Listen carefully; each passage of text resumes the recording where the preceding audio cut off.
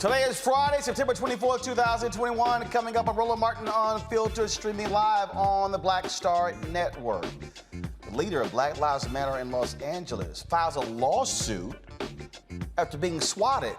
The next day, she gets swatted again. We'll talk with Melina Abdullah right here on the show. The Haitian migrants have been cleared from their makeshift compound in Del Rio, Texas. We'll give you the latest. We finally hear what President Joe Biden thinks about the Haitian migrants that trekked thousands of miles, ending up there in Del Rio. Also, the Miami Herald's Caribbean correspondent Jacqueline Charles will tell us what is happening to those migrants and what is the reaction in Haiti. We'll also talk with Tamika Mallory, who's on the ground in Texas delivering supplies to those migrants. Jelani Day's body was identified yesterday after being missing for about a month. His mother, Carmen Day, will join us to let us know what happened during the time her son was last seen to the day she got the news he was found dead. Congresswoman Karen Bass apparently is going to run for mayor of L.A. and R. Kelly's fate lies in the hands of 12 jurors. We're watching for a verdict in the R. Kelly trial. In our Education Matters segment, we'll meet one woman who is making sure no child gets left behind, no matter how troubled their past has been. We'll talk with the founder of Evolution Academy Charter School. And my man, Omar Dorsey, you know, from Queen Sugar and Harriet. Well, he's going to join us right here on the show. It is time to bring the funk on Roland Martin Unfiltered, streaming on the Black Star Network. Let's go. He's got it. Whatever the miss, he's on it. Whatever it is, he's got the scoop, the fact, the find. And when it breaks, he's right on time and it's rolling. Best believe he's knowing. Putting it down from sports to news to politics. With entertainment just for kicks, he's rolling. It's on go, y'all. It's Roland Martin, yeah. Rolling with Roland now. He's funk, he's fresh, he's real, the best, you know he's Roland Martin now.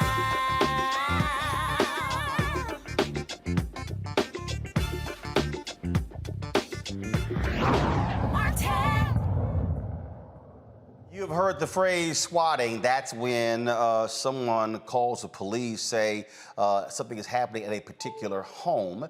Cops show up, nothing actually is there. It's actually a false alarm. Folks, swatting can lead to death. That has happened in other cases across the country. Well, Melina Abdullah, of course, has been experiencing that. She leads Black Lives Matter in Los Angeles. She filed a lawsuit against, as a result of that. What happened the next day? She got swatted again. She joins us right now. Melina, glad to have you back on the show. Unfortunately, in these circumstances, what happened? First of all, how often has this actually happened to you? I think you're muted. Check your audio. No, my audio. There we go. There we go. Is it on? Is it on? There we go. Okay, good. So it's happened twice. The first time was about a year ago, August of 2020. Myself and my 3 children were in my home, and police came with assault rifles, surrounded my home. There was a helicopter overhead, and I believe that LAPD knew what they were doing, and it was a form of an attempt to intimidate me and to shake me out of activism. I don't think it's a coincidence that the day after we announced the filing of a lawsuit against LAPD for the behavior in August 2020, that the very next morning, less than 24 hours later, the police come out again and claim that they were called out. No 911 tape has been produced, and it seems that this is another attempt again to intimidate me. Okay, so in the August case, was there a 911 call? There was a 911 tape produced in the August case. And have they traced that back to anyone? So I haven't received any direct information about who they traced it back to. I did speak with a reporter yesterday who said that he had some information that he just got after doing some digging, but there were calls for investigations by elected officials, and nothing was ever turned over to me or to those elected officials. The other thing that happened in the August 2020 case is the caller, and we did get the 911 tape, specifically said he was targeting Black Lives Matter. So they didn't need to respond the way that they did because they knew whose house they were coming to and they knew what they were doing. In this case, again, there is no 911 tape that was produced, which makes me wonder if there was even a call. Okay, so what I'm trying to understand, that show of force, I mean, literally, police, helicopters, for what kind of call? That's a lot. So there were dozens, in 2020, there were dozens of officers with assault rifles pointed in my window. They demanded that I come out with my hands up, of course, with my children home, because this is when there was still the quarantine happening. So they were doing at-home schooling.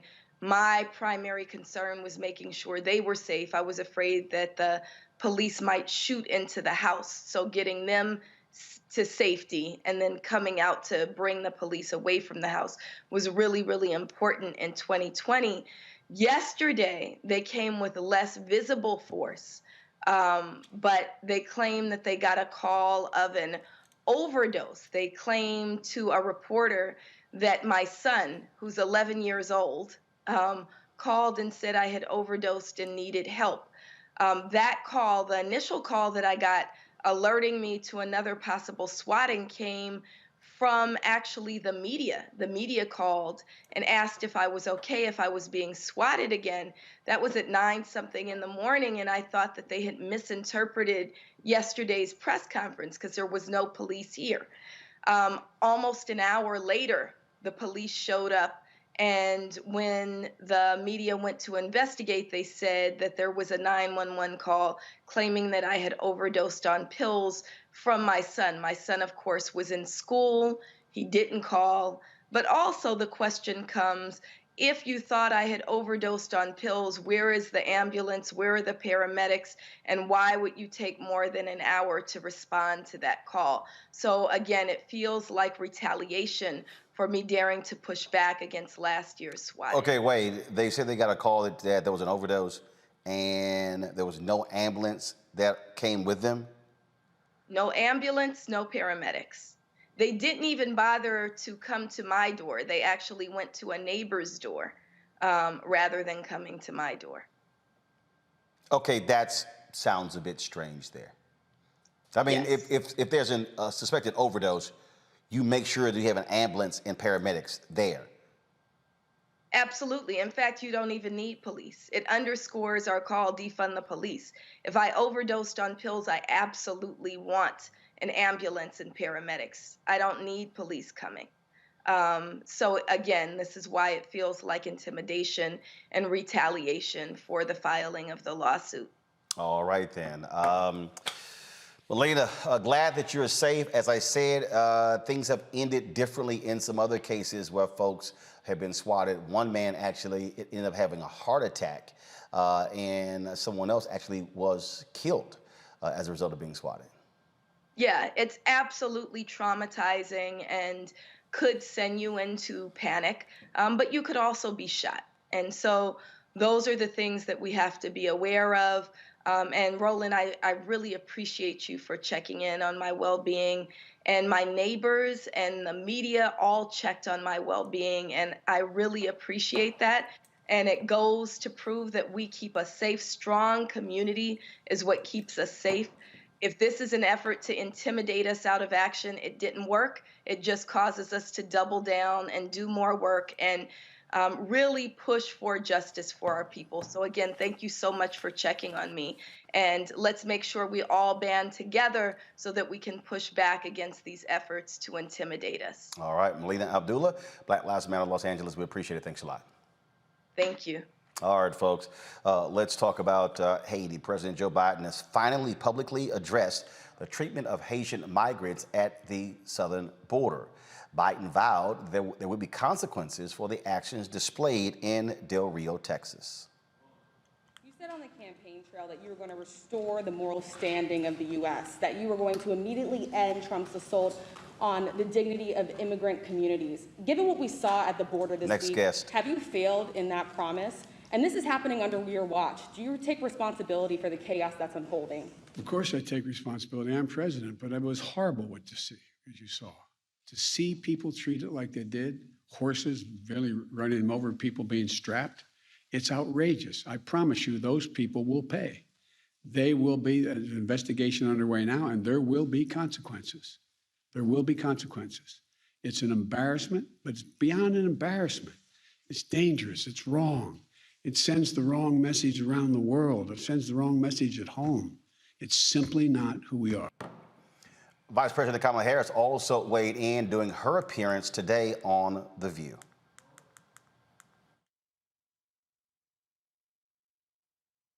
Human beings should not be treated that way, and as we all know, it also evoked images of some of the worst moments of our history, where that kind of behavior has been used against the indigenous people of our country, has been used against African Americans during times of slavery. And so I'm glad to know that Ali Mayorkas, the Secretary of the Department of Homeland Security, is taking it very seriously.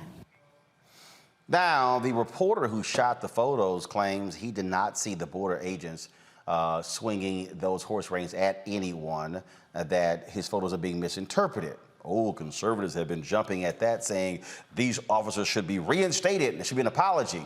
Folks like The Hill and Fox News analyst Joe Concha. I guess Joe doesn't see what's going on in the video. Earlier today, the migrant camp in Del Rio, Texas was cleared out entirely. 2 buses with the remaining migrants left the makeshift camp around noon. Officials took the migrants to the U.S. Customs and Border Protection Processing Center. This has led to lots of discussion and consternation.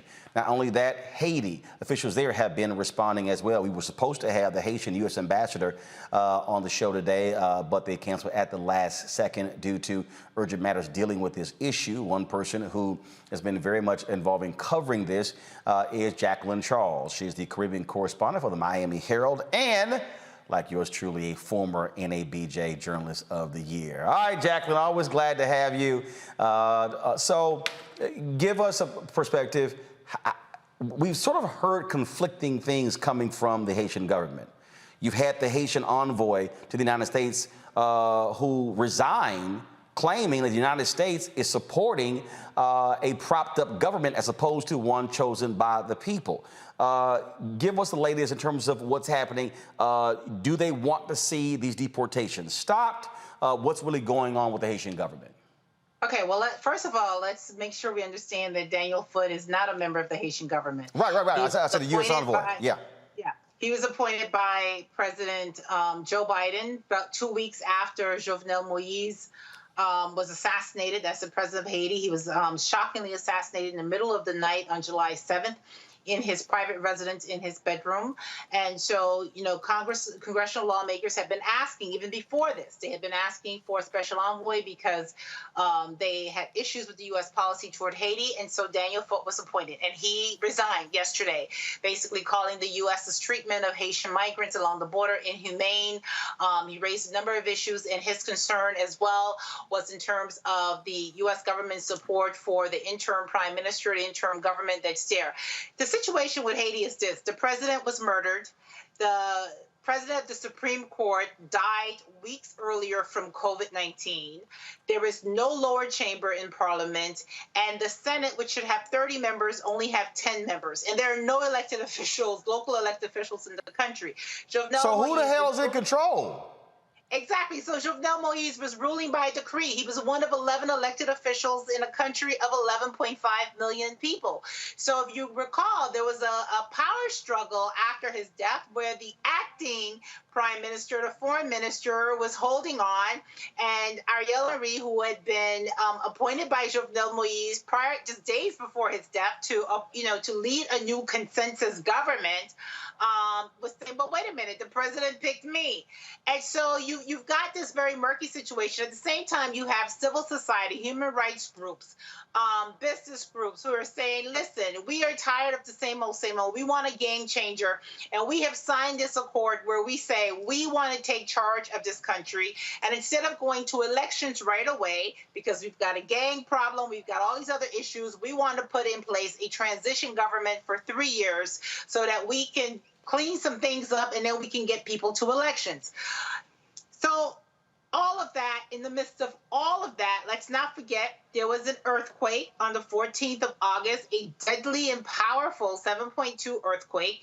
800,000 people are affected. The same week that Del Rio was happening, UN agency said we cannot get humanitarian assistance to 400,000 people because the road outside of Port-au-Prince, the capital of Haiti, is controlled by gangs.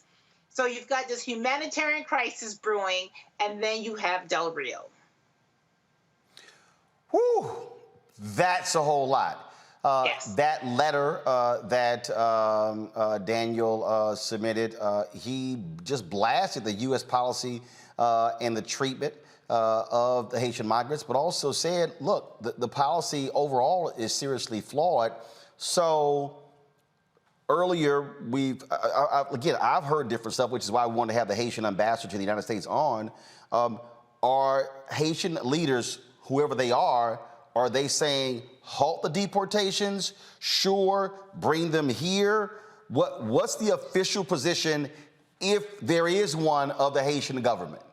So last Sunday, I was in Del Rio, Texas, and I spoke to the head of the Office of National Migration. He is the person responsible in the government for receiving these migrants. I mean, and he pleaded. He says, look, 14,000 migrants, because that's how much the United States warned them to be prepared for. He says, we cannot take this.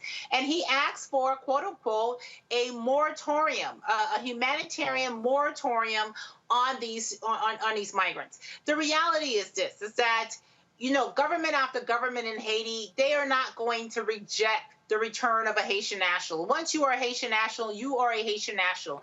And the reality of deportations or repatriations, as the U.S. calls them, is that the receiving country doesn't really get a chance to say no. We saw this last year with Guatemala in the COVID pandemic, when the Guatemalan government was saying, listen, you're sending people to us who are positive for COVID. We are not going to accept them. And the U.S. pushed and pushed, and guess what? Today, Guatemala is receiving deportation flights.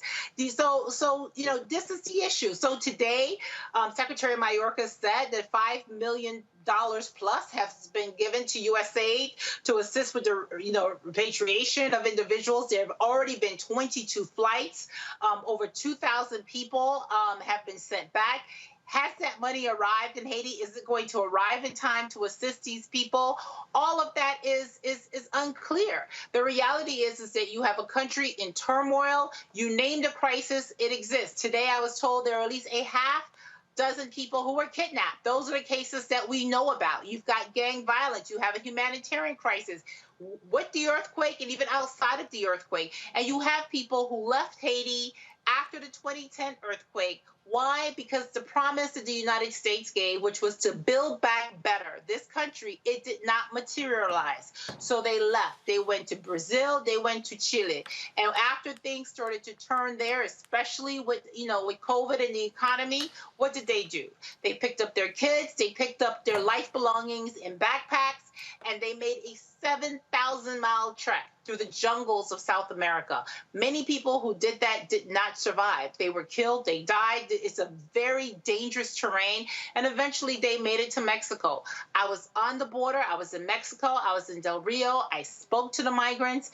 They tell me that it was word of mouth. People said, hey, Del Rio is open, and they went to the border, and even after they arrive in Haiti, they are still having a hard time to understand what exactly happened. How did I get back here? But I thought the border was open, and the border is not open.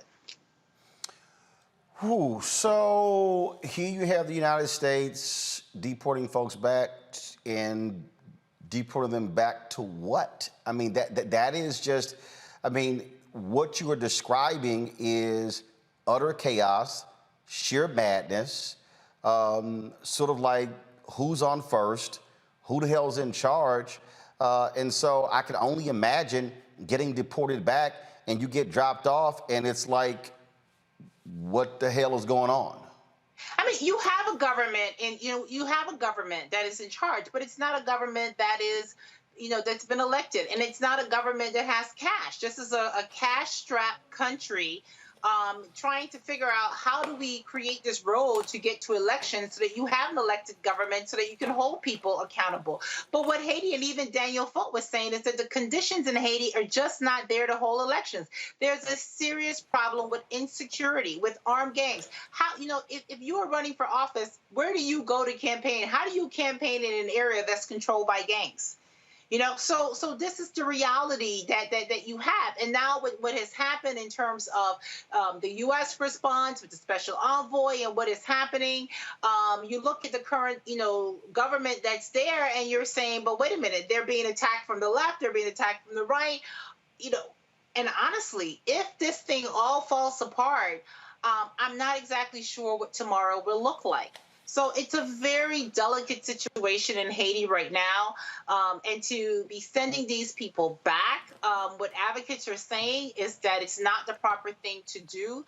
It's going to add more strain. And, despite the fact that the U.S. said to us repeatedly that they were going to make efforts to see if Chile and Brazil can accept some of these people who are willing to return, because some of them have legal residency in those countries.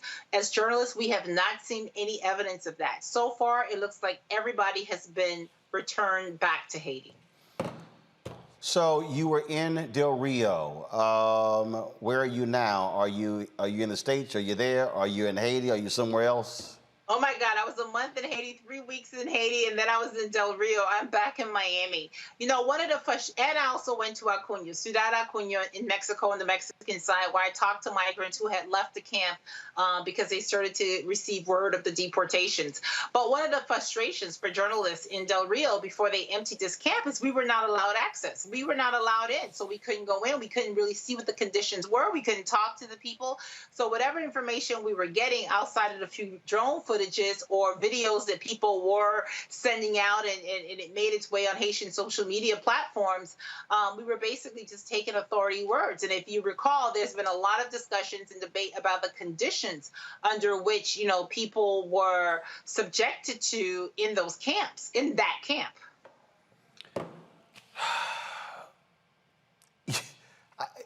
I don't even know what to even ask next. What is next? It's desperation. I mean, it's desperation. Secretary Mayorkas is right in terms of, people being misled and believing that there was temporary protective status here. The Biden administration is in a difficult position. On the one hand, they're trying to get, comprehensive humanitarian reform in, but then on the other hand, you have this rush to the border. And of course, we have that photo. We have the images. I saw somebody put the video today, and, when I looked at that video, I was just, my mouth dropped open. And let me say this, for African Americans, that picture took us back to the slave patrols. But for Haitians, it was a much more recent. It was a reminder of the double standard that has existed in U.S. immigration policy toward Haitian migrants, where Haitian migrants are often considered economic migrants, regardless of what's happening in their homes, that, there were 60,000 of them in Guantanamo Bay, when we had a policy called wet foot, dry foot, so that when Cubans came to the U.S. and they touched soil, 1 year and 1 day, they were allowed to apply for residency. But Haitians and other migrants who were caught at sea were returned to their countries of origin. And so that is where it hit them. And there was a line that I had in my story when I said, it doesn't matter if it was ropes or if it rains, whether that migrant was struck. I mean, as cliche as it sounds, a picture speaks 1,000 words. And that is how the community, the Haitian community, received that. That is how they view that photo and the video of that Border Patrol officer and that Haitian migrant. Well, I'm glad you were there to break it down for us, Jacqueline. It is a whole lot to take in. And again, I mean, as you say, stuck between a rock and a hard place. But the first thing the Biden administration, stop the mistreatment. Look, there's a way to actually handle the processing of people. And so we certainly see what happens next. And my God, hopefully the Haitians can just get a break. Because, as you said, president been assassinated. Frankly, the way it reads like an inside job, earthquake as well. Now this is just one thing. And of course, dealing with the hurricane, it's just one thing after another that keeps just hitting the country of Haiti. Yeah, thank you, Roland. Jacqueline, thanks a lot. I appreciate it. Great job.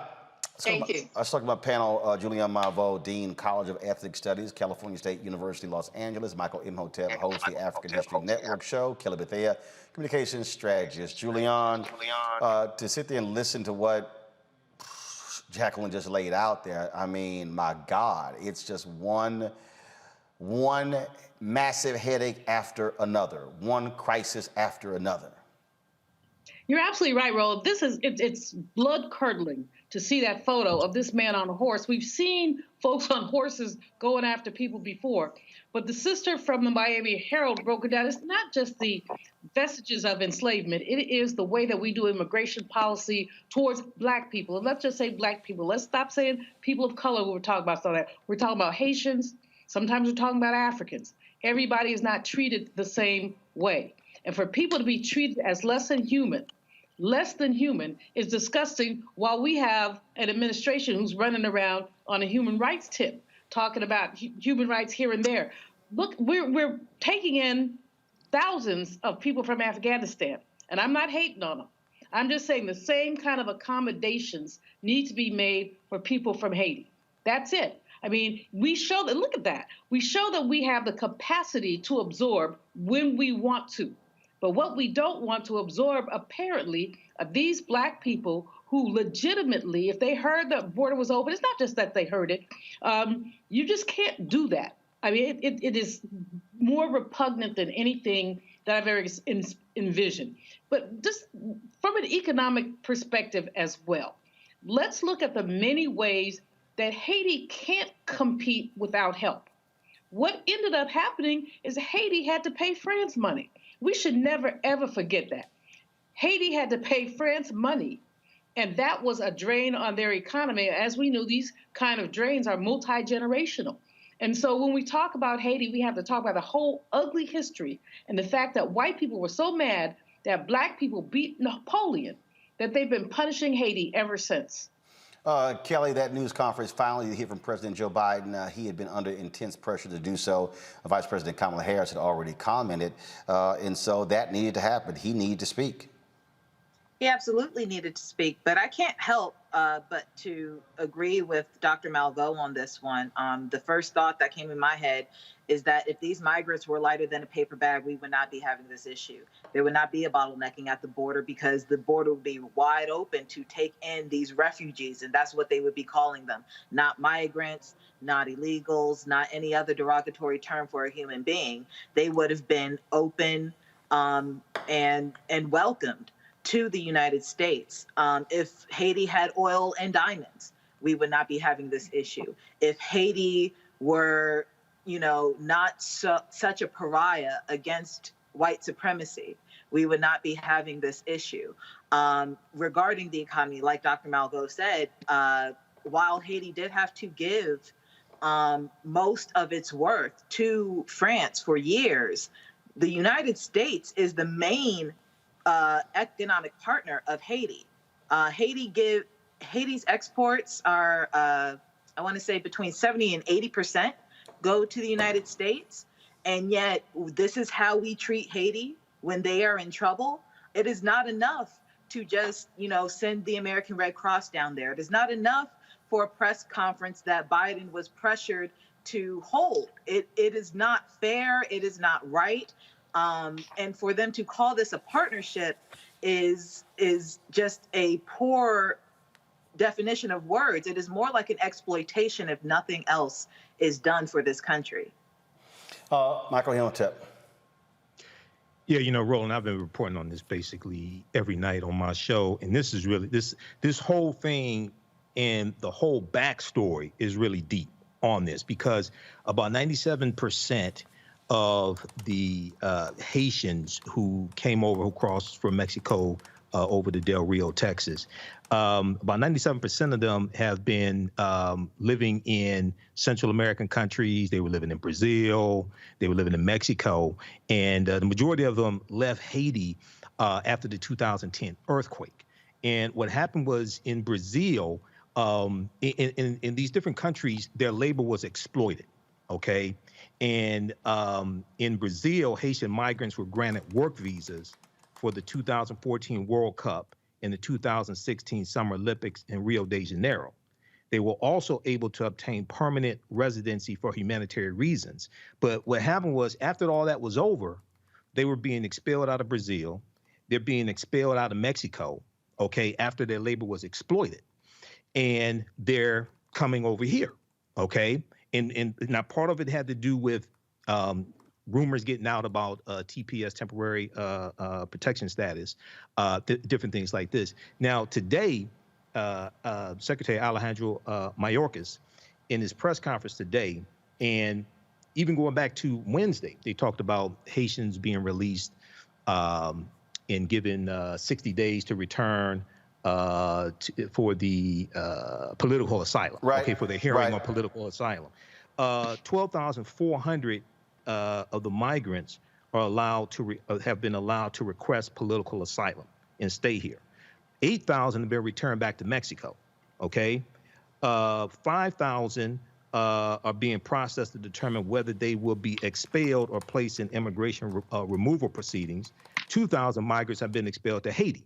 So what I'm still trying to figure out is, okay, how do you exactly determine who can stay and apply for political asylum and who gets expelled back to Haiti? I'm still trying to figure out what the first of all, criteria is. remember, they're using Title 42, which allows for you to expel single folks, but the ruling by Judge Emmett Sullivan applies only to families, and they're appealing that ruling. I want to do this here. Hold tight 1 second. I want to go live now to Tamika Mallory. She's there in Texas. She's co-founder of Until Freedom. They travel there with a significant number of supplies, not just to Del Rio, but to other parts of Texas as well. Tamika, how has the trip been going thus far? Hey, thank you so much for me on, and to the panel of all my good people who are there. I was actually really listening in and focusing on the history, because I think a lot of people, even folks who are Haitian Americans, don't necessarily understand the significance of what is happening at the border and what is happening to the Haitian people. We are actually returning back to Dallas after having spent the entire night and all day today traveling to Del Rio, bringing a truck full of resources, and also going to the bridge, under the bridge, where the encampment site was, to take a tour. Once we got to the encampment site today, we learned very quickly that everyone had been removed. All of those who were under the bridge had been removed by buses that they say were being moved all night long, buses showing up to clear out the space. And so we did go, we learned a lot, we asked a lot of questions. They did give us a tour. And when I say us, I'm speaking of Until Freedom, my organization, along with Relief Gang, which is Brother Trader Truth, that many of you know from doing relief work across, particularly across Louisiana and Texas, in several earthquakes. And we worked with some of the Haitian elected officials, and of course the organization that we're supporting and working very closely with, called Haitian Bridge. We all went together to this area and had the tour. And then we left there and we went to a processing center. It is a location that we have not named publicly, because there were white supremacists that showed up with weapons just a couple of days ago, scaring families, and also those individuals who actually run the facility. There are people here who are doing great work with not a lot of hands. and not a lot of resources, but they're doing amazing work. And I think the thing that's important is for folks to know that this is not new to them. They've been doing this work for years. Haitian Bridge and the young woman, Miss Gerline, who runs that organization, has been engaged in relief efforts for at least 6 years. And the location that we went to today, they've been there operating for a long time. It just so happens that this particular time period has been heightened in terms of those numbers of individuals who have crossed into Del Rio, and also, of course, the inhumane treatment that we all watched in the videos and images that I've seen on your show today. But they are always dealing with migration. And in fact, people are still coming. And we've been told that by Border Patrol that they expect that between 10 and 14,000 people will show up again in the coming days. There are people waiting on the Mexico side. Oh, sorry if that cut off. But there are people waiting on the Mexico side of the border trying to get in. They say that the situation on that side is very serious, it's very tense, and there are people who have left the Texas side of the border to go over there to bring aid. We partnered with this particular processing center, and Linda Sarsour, who you had on last night, my partner at Until Freedom, and I were allowed to go into the processing center to see families, to be able to meet with people and to assure them that there are many of us American citizens who support them and are standing with them. And then we also were able to unload the truck with all of our volunteers and supporters so that they have access to supplies, much needed supplies. So the supplies that y'all gathered in Dallas, what happened with those? Did y'all distribute to other places, to other people? What happened? Yeah, so the supplies that we, again, collected at Friendship West, which is Dr. Freddie Haynes' church, they are being distributed today and from now on until everything is gone from this particular facility. As I said, they deal with refugees, migrants all the time. And so this is not new for them. This is a very well-known location that people show up at for help. And so the supplies are there, and there were families, many families inside of this facility today, and they will have access to the supplies.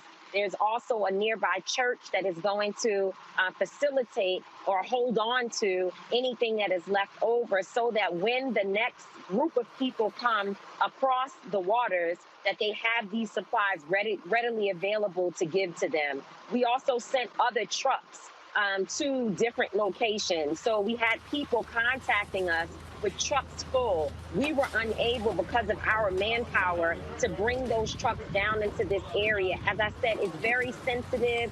People are trying to protect the identity of those individuals that are inside of these facilities because there are white supremacists who are showing up and causing danger and, of course, fear to those individuals who have crossed the border. And therefore, they do not want to make pomp and circumstance with lots of people and cameras. And so we were trying to adhere to that. And therefore, we sent trucks to Houston, which is where an ICE facility is located that people have been going to, and they will be released from those facilities. What we learned under the bridge today is that from that facility, from that holding place, that encampment site, there is no, thank you, someone back here helping with sound, Attorney Angelo Pinto. But from underneath the bridge, there is no deportation happening from that bridge particularly. There's also no COVID testing, no ability to quarantine. We did not see anything about showers. And I think that, in fact, when they gave us the list of what services and resources were available, they did not mention showers. It's important to note that the individuals that we saw in the video that were obviously being whipped by Border Patrol on those horses, those individuals, many of them were returning from a food run in Mexico. They slip out often to be able to get food because they are only served 2 times a day by the United States government. And so they slipped out to go over to get food and come back. And when they were returning, that is where that incident happened. So it's a major crisis. And again, there are more people coming, and hopefully the resources that we have left there will easily get to them, because they were not allowing, and we knew that when we came, that we could not bring the supplies into the area where the encampment site is located. And so we had to make sure that it is in a facility where there are actual families who have been released to go there to find their families and to be processed. Tamika, we appreciate it. This is why we have this platform, because otherwise, how would the word get out other than social media? And so thanks for breaking it all down for us. Great job there, and certainly safe traveling back on those Texas highways. Thank you so much. Thank you. Love you much, Roland. Thank you. Love you as well. Folks, Pastor Freddie Haynes, you heard Tamika mention Reverend Dr. Frederick Haynes, pastor of Friendship West Baptist Church in Dallas. He was in Del Rio yesterday. If you saw that video with Reverend Al Sharpton when he was being heckled, Pastor Haynes was standing right next to him. This is what he had to say last night about what he saw in Del Rio. This is from the Until Freedom video that they shot. So we are out here at Friendship West Baptist Church. Can't miss out on that Black Lives Matter. That's how you know this beautiful place. Dr. Haynes, this is Angelo Pinto, co-founder of Until Freedom. Dallas showed up. Showed up and showed out. We got word out last night that y'all were coming to do what y'all do. And so the people heard, the people said, hey, we can't have that sign up and not act like it. That's right. Because, as you so well said, all Black lives matter. Around the globe. And we're saying that to this sick nation, that all Black lives matter. And so when you treat us in a dehumanizing fashion, our humanity still shows up in a powerful way. I just came from there today, and it was hell. I can't unsee what I saw, and so I'm even more motivated now because I know this country created the conditions that made them flee home. This country did that. France did that. And while the United Nations meets in New York right now, they need to hold this country accountable. Patrick Gaspar said today, the United States under this administration is not living up to international asylum protocols. We got to change. Again, that was Pastor Freddie Haynes right there. Real quick, I'm going to go to Michael, Kelly, and Julian before we go to a break. Julian, look, you just heard what Tamika said. There's going to be another wave. So this country has to figure out what its policy is. And again, I've asked the Biden administration every single day since Sunday to send somebody to this show to discuss this. They have yet to do so. I asked Sunday, Monday, Tuesday, Wednesday, Thursday. Every single day hasn't happened. America is going to have to explain why there's a different policy for Haitians from Cubans or Afghan refugees. Thank you. Beyond that, Roland, I mean, when you look at it, the Biden administration, we got your back. This is Mr. We got your back. Well, whose back do you have? When the Congressional Black Caucus has a Haiti caucus, they've talked about this. When others have talked about this, you can't say you have our back. I'm Haitian American. My mother's dad was Haitian. I mean, this affects us all. And so for them to arrogantly put this on the back burner is to say that Black lives don't matter. Because these are Black people. These are Afro descendants who are being whipped because they're Afro descendants. Not because they did anything wrong, but because our country is too polarized to do the decent thing. Not the right thing, the decent thing. And the decent thing is to make room for these people. We do it for everybody else. Michael. Well, you know, Roland, there's another 20,000 Haitians in Colombia. And it's possible that they can come this way as well. Okay, NBC News had an article from a couple of days ago. I talked about this as well. 20,000 in Colombia. Now, Governor Greg Abbott in Texas, and there's a big piece from the New York Times from yesterday. There was a line of 800 vehicles that Governor Greg Abbott had lined up along the border to keep to Haitians from coming in. The Texas Department of Public Safety vehicles, okay? It's a big piece about this as well. So, and one of the things I'm trying to figure out, Roland, maybe you can help me out with this. Okay, so is that legal to put the vehicles there and block it? Yeah, I mean, from the people from coming over? I have a lot of questions about this. The more research I do on this, man, the more questions I have about this. Kelly? Again, anything short of a structural overhaul regarding what happened this past week at the border is going to fall short of what Haiti actually needs. It is going to fall short of what these migrants need. We cannot afford any more performative allyship, as I said on your show before. The fact that Biden, waited days to make an official statement, that says something, and it's not something that is making anyone feel good. It seems performative. Everything that the United States has done in the past week regarding this issue feels performative and not truly actionable, because nothing has been effective outside of just moving them to another place. So again, until we have a structural overhaul, until we stop the performative, until we truly, bog down and really figure out how to overcome white supremacy in this country so that we can understand Haiti in general, everything is going to fall short. Absolutely. Folks, got to go to break. We come back. We're going to talk black and missing. Also, the case of Jelani Day. His body was found, and it was determined yesterday that it was indeed him. Next on Roland Martin Unfiltered and the Black Star Network, we will talk with his mother about this case and why did it take pressure after a white woman got loads of coverage for the media to all of a sudden realize that he and other African Americans were missing. That is next on the Black Star Network.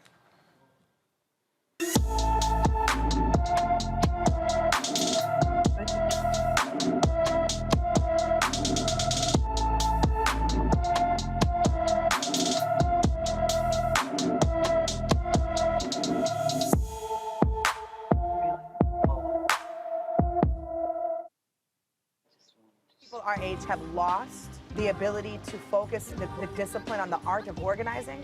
The challenges, there's so many of them and they're complex, and we need to be moving to address them. But I'm able to say, watch out, Tiffany, I know this road.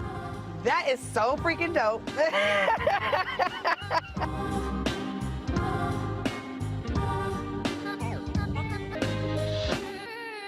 George Floyd's death hopefully put another nail in the coffin of racism. You talk about awakening America. It led to a historic summer of protest.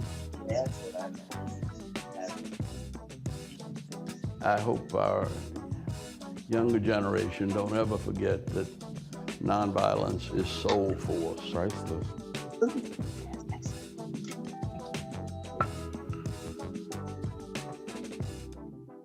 I'm Bill Duke. This is Diala Riddle, and you're watching Roland Martin, Unfiltered. Stay woke.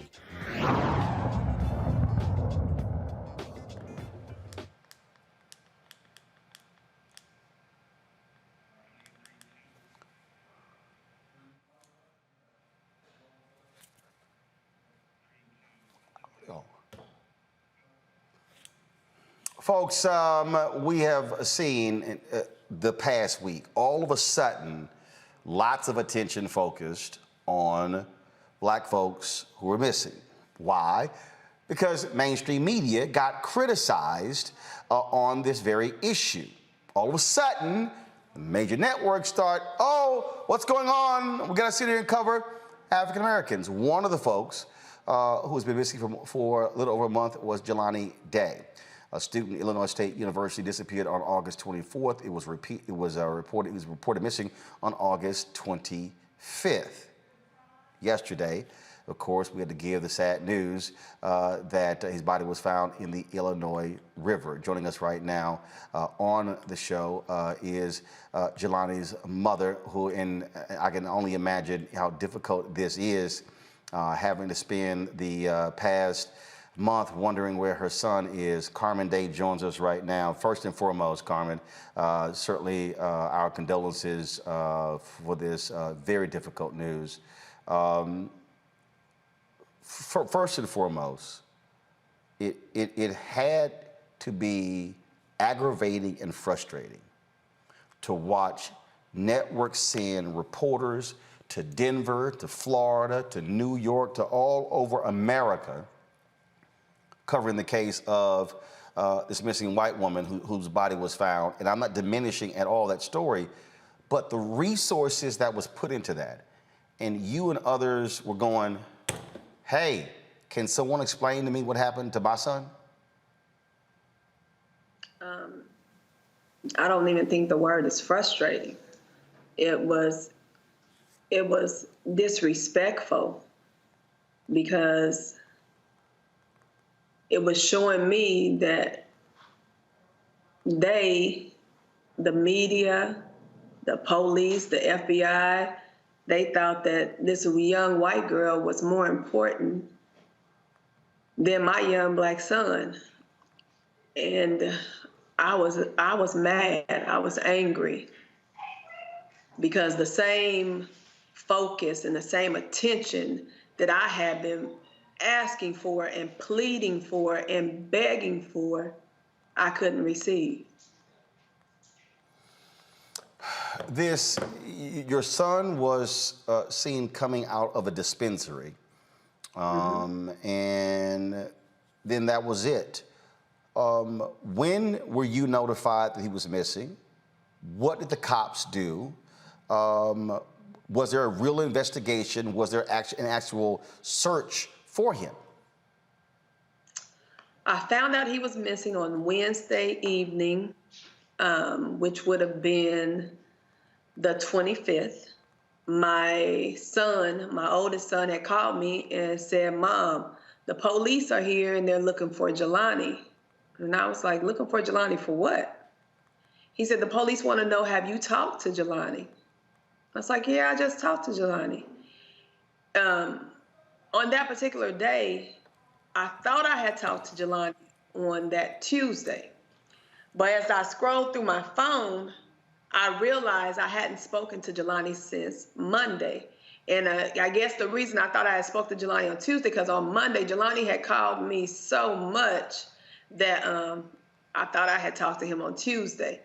So Wednesday, when I got off of work and DeAndre called me and told me that the police were looking for Jelani, I immediately hung up from DeAndre and I was calling Jelani's phone.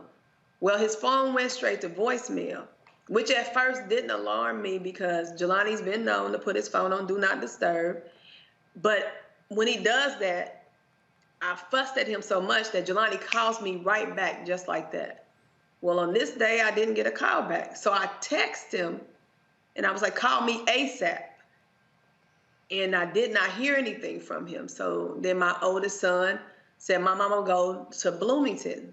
Well, the police had came to my home, which is in Danville, Illinois, and I was 2 hours away.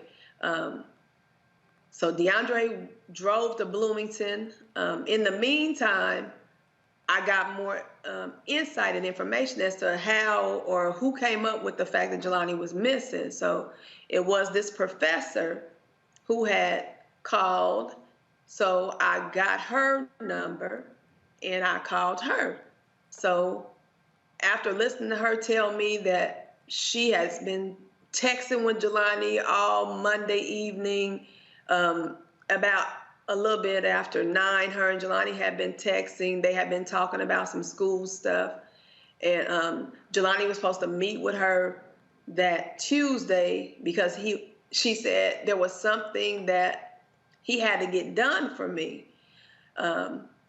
She said that he didn't show up on Tuesday.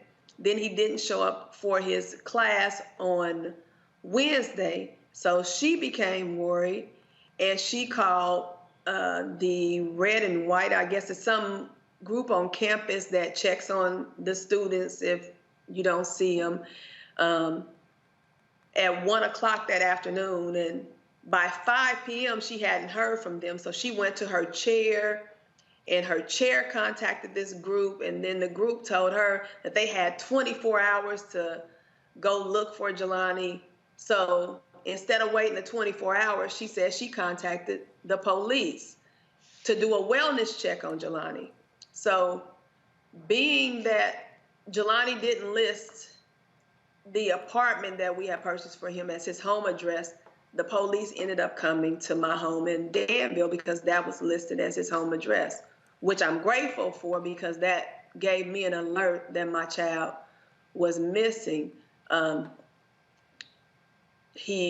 police didn't let me know. I spoke to her. Then I spoke to this young girl, another white girl that was in Jelani's class that was upset, and she had contacted one of my daughter's friends and said that she hadn't heard from Jelani. So I contacted the young lady, wanted to know what her and Jelani relationship was, when was the last time she talked to him. My son by this time had gotten to Bloomington, went to Jelani's apartment. There was no sign of Jelani. I called the police officer back, told him to meet my son there. I ended up filing a missing persons report that night.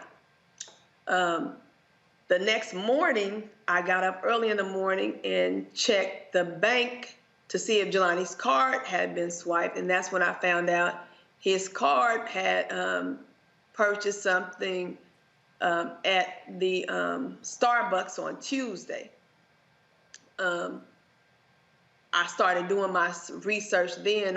I left Belleville, Illinois, and we went to Bloomington. I went to the Starbucks. I went to the school. I ended up speaking to the teacher in person, who then let me know. I found out that Jelani had actually been on the campus that Tuesday morning. At 6:50, he had logged in to the computers on campus, put in some notes because he had clinicals that day, and he had 2 patients that he needed to see. However, he didn't show up for clinicals or the patient.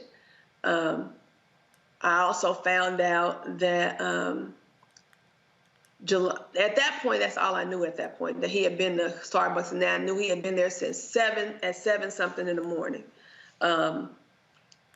Moving forward, I later learned that the last ping on his phone was at 9:20. The detective that was then assigned to the case, let me back up because let's get to the part where how I got the detective.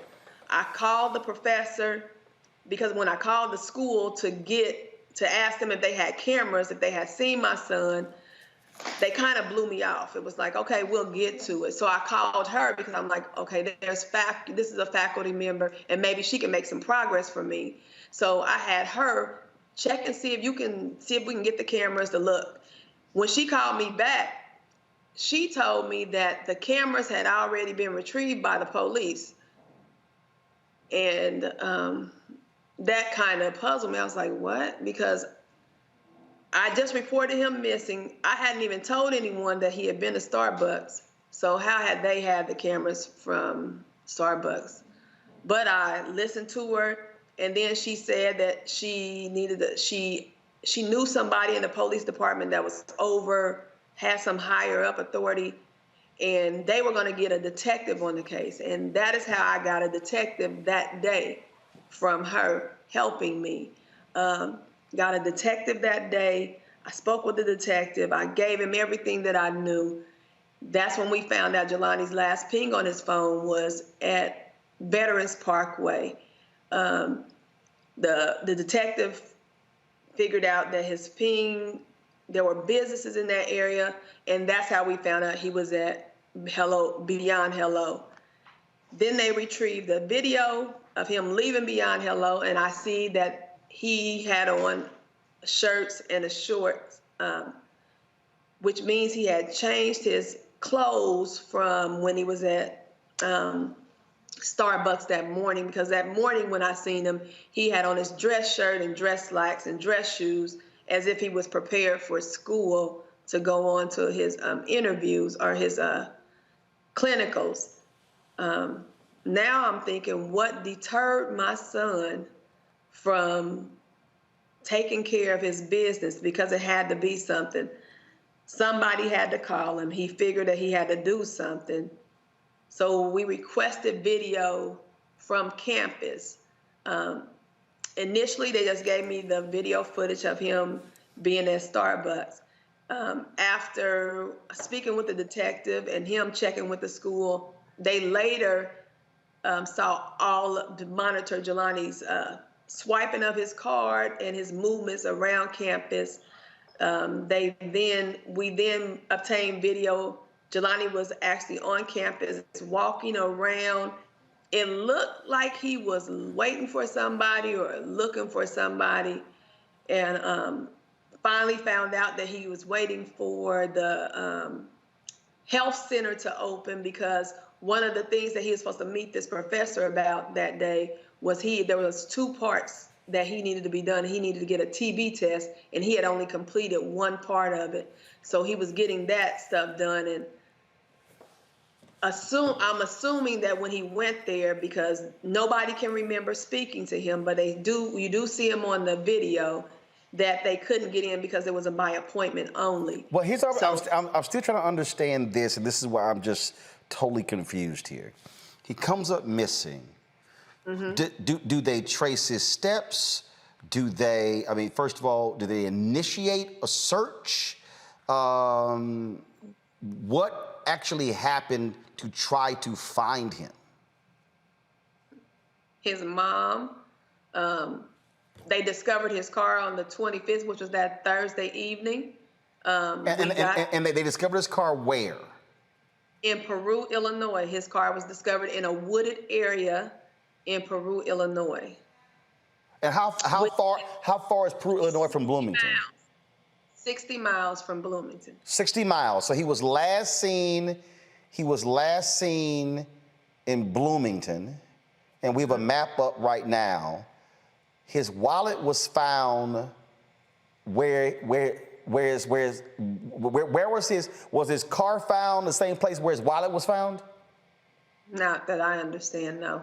And then his body is found in the Illinois River. Do you believe foul play was involved in the death of your son, and have they determined the cause of death?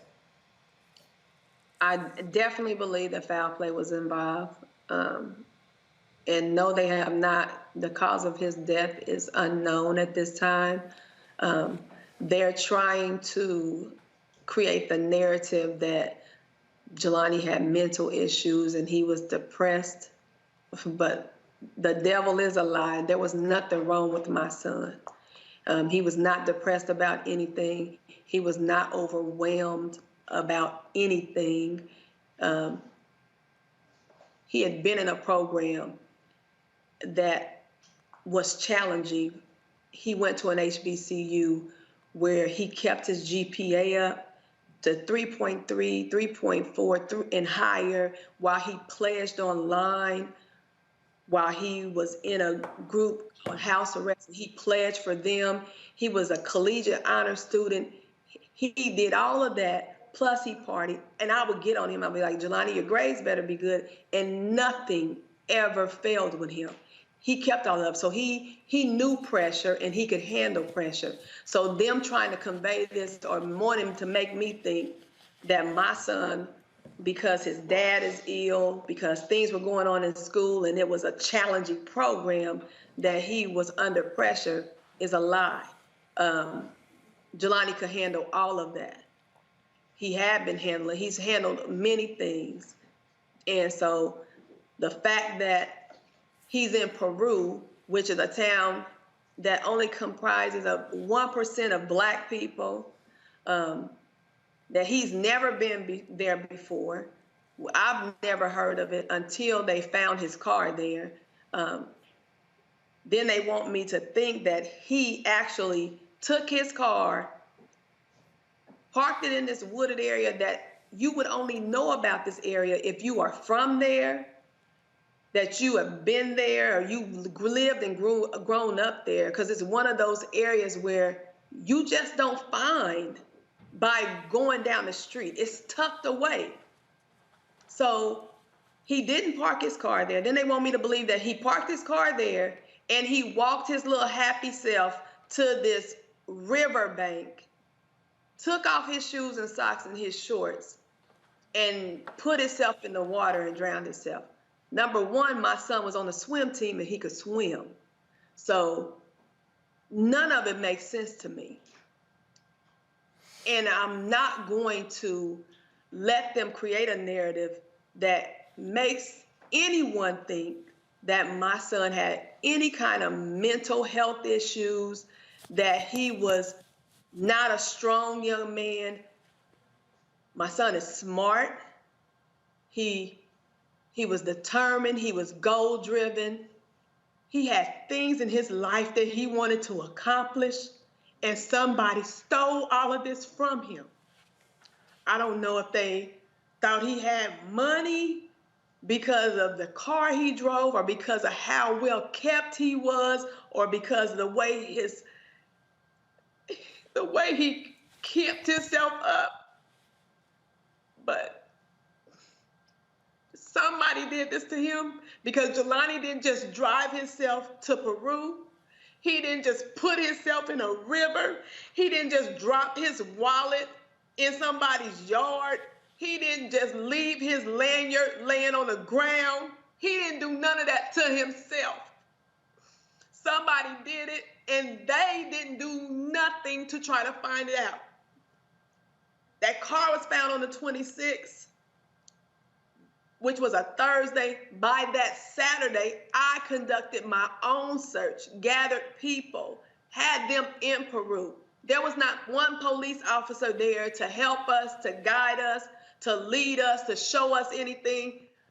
I even posted on social media. I don't know how to conduct a search, but I know I have to search. And whoever can help me, please join me in searching for my son. And people showed up. I did the search the next day in Bloomington, near his apartment, because my kids was like, Mama, let's search this area. We didn't know what to do. We didn't know where to search. Nobody was telling us anything. So I had to make moves on my own. I had to figure out things. My kids have been on computers trying to figure out things. We tried to get into his phone. His location turned off. Apple wouldn't help us, so we created a protest against Apple, had everybody tagging them until we could get some help. The police were telling me that they had to get a subpoena against Apple, and it would take sometimes it takes 6 months for Apple to respond. Not with this one, it wasn't going to take 6 months. I found Apple's policy. I texted to the detective. I gave him a number. I had people calling, just bombarding Apple with phone numbers. One of my friends found out that he sat on a board with somebody from Apple, and he contacted them for me. By that night at midnight, Apple had at least responded with some kind of spreadsheet, according to Detective Jones, with some information. That wasn't because they did anything. That was all because of the groundwork and the legwork that me and my friends and strangers put in for my son. After the Apple stuff, we had to still look for things. We're looking for clues. I had to hire a private investigator. I had to call Illinois Search and Rescue so that they can get involved, so that they can perform a search. And it was them that, when that search that they conducted, that found this body that they couldn't identify. That wasn't Peru. That wasn't Bloomington. That was me and my kids and my friends and people I didn't even know that were concerned about how I felt about my son. So we find this unidentified body on September 4th. They sit me in a room. They explain to me that they can't tell me anything because the decomposition of the body, and we would have to do DNA. So you're saying you're saying his body was found September 4th? September 4th. It was found September 4th, and it wasn't until yesterday that they identified that that was indeed him. It wasn't until yesterday. So, and the only reason that I feel like that happened on yesterday was because of all this pressure that I've put on them. Because I've talked about how inept the police have been. I've talked about how they have not provided me any kind of information. I've talked about how they haven't helped me in any kind of way. So I didn't want them anymore to help me do anything. I need the FBI. I needed the same coverage that when I woke up one morning, I saw this white girl plastered everywhere. I saw everybody talking about her. I saw her all on social media, and her parents said they hadn't talked to her in 2 weeks before they reported her missing. I hadn't talked to my son in 1 day before I reported him missing, and I didn't get nothing. Not nothing. But she had the FBI, and they had people looking for her everywhere. And I sat there, and do not get me wrong, Gabby, my heart goes out to her parents, because I know what it feels like to not know where your child is, to want to know where they is, to want to make sure they safe. I know what that feels like. I was sitting in that seat with her. But I didn't know what it felt like to have the FBI come in and use all their resources and to use everything they had to find her, to find their child. I didn't know what that felt like. They found her within 3 days. Day 30 is when I found out where my son was. Carmen, there are other parents who are having to endure this same thing. We had a brother on, Daniel Robinson, on yesterday. And I hate to have to ask this question, but the reality is it's going to happen again. What advice do you give to anybody out there that if their child comes up missing, what they should do from the beginning? What would you tell them based upon what you've had to endure and what you still are enduring? What would you tell them that they need to do the moment that child is missing? What my message to everybody now is, right now, while you still know where your child is, number one, use those locations. I don't care how old your child is. Use those locations. Those locations are very, very important. So what you mean is make sure that those tracking devices are on. And let me tell you something. There's an app. I think it's called Mama Bear. My wife put it on my niece's phone, and the app is interesting because she can tell when they're in a vehicle how fast that vehicle is even going. And I think one day they were riding with somebody, and she sent a text. She said, "Tell them to slow down," because she actually saw it. And there are a lot of people who turn those tracking devices off. People talk about privacy, but what you're saying is that location service is important to be able to track those steps. It's very important. For some reason, Jelani's location and everything was turned off. I don't understand as to why, but it was. So we were very limited on what we could see with Jelani's phone.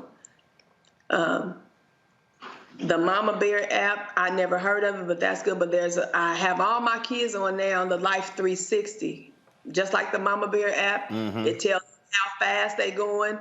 It shows you where they been at, how long they were there, everything. It's important to let people know what you're doing, because you never know when they need to know that information to help you. I would also tell everyone that before this ever happens to anybody, I know our kids think we're nosy, but no passwords and usernames to things that they're in. And if they don't want you to know it right now, put it up somewhere. Tell them you don't want to be nosy. You just want to make sure that if at any time you need it, it's available to you because it's a help. Those things can help you.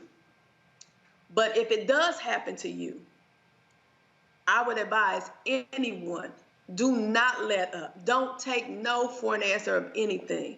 Do not let anyone tell you that we don't think that he's here. If you feel like that's where your child was, never let no one stop you. Follow your intuition. Follow your gut. Do exactly what you feel should be done. If they get mad, if they get pissed, that's on them.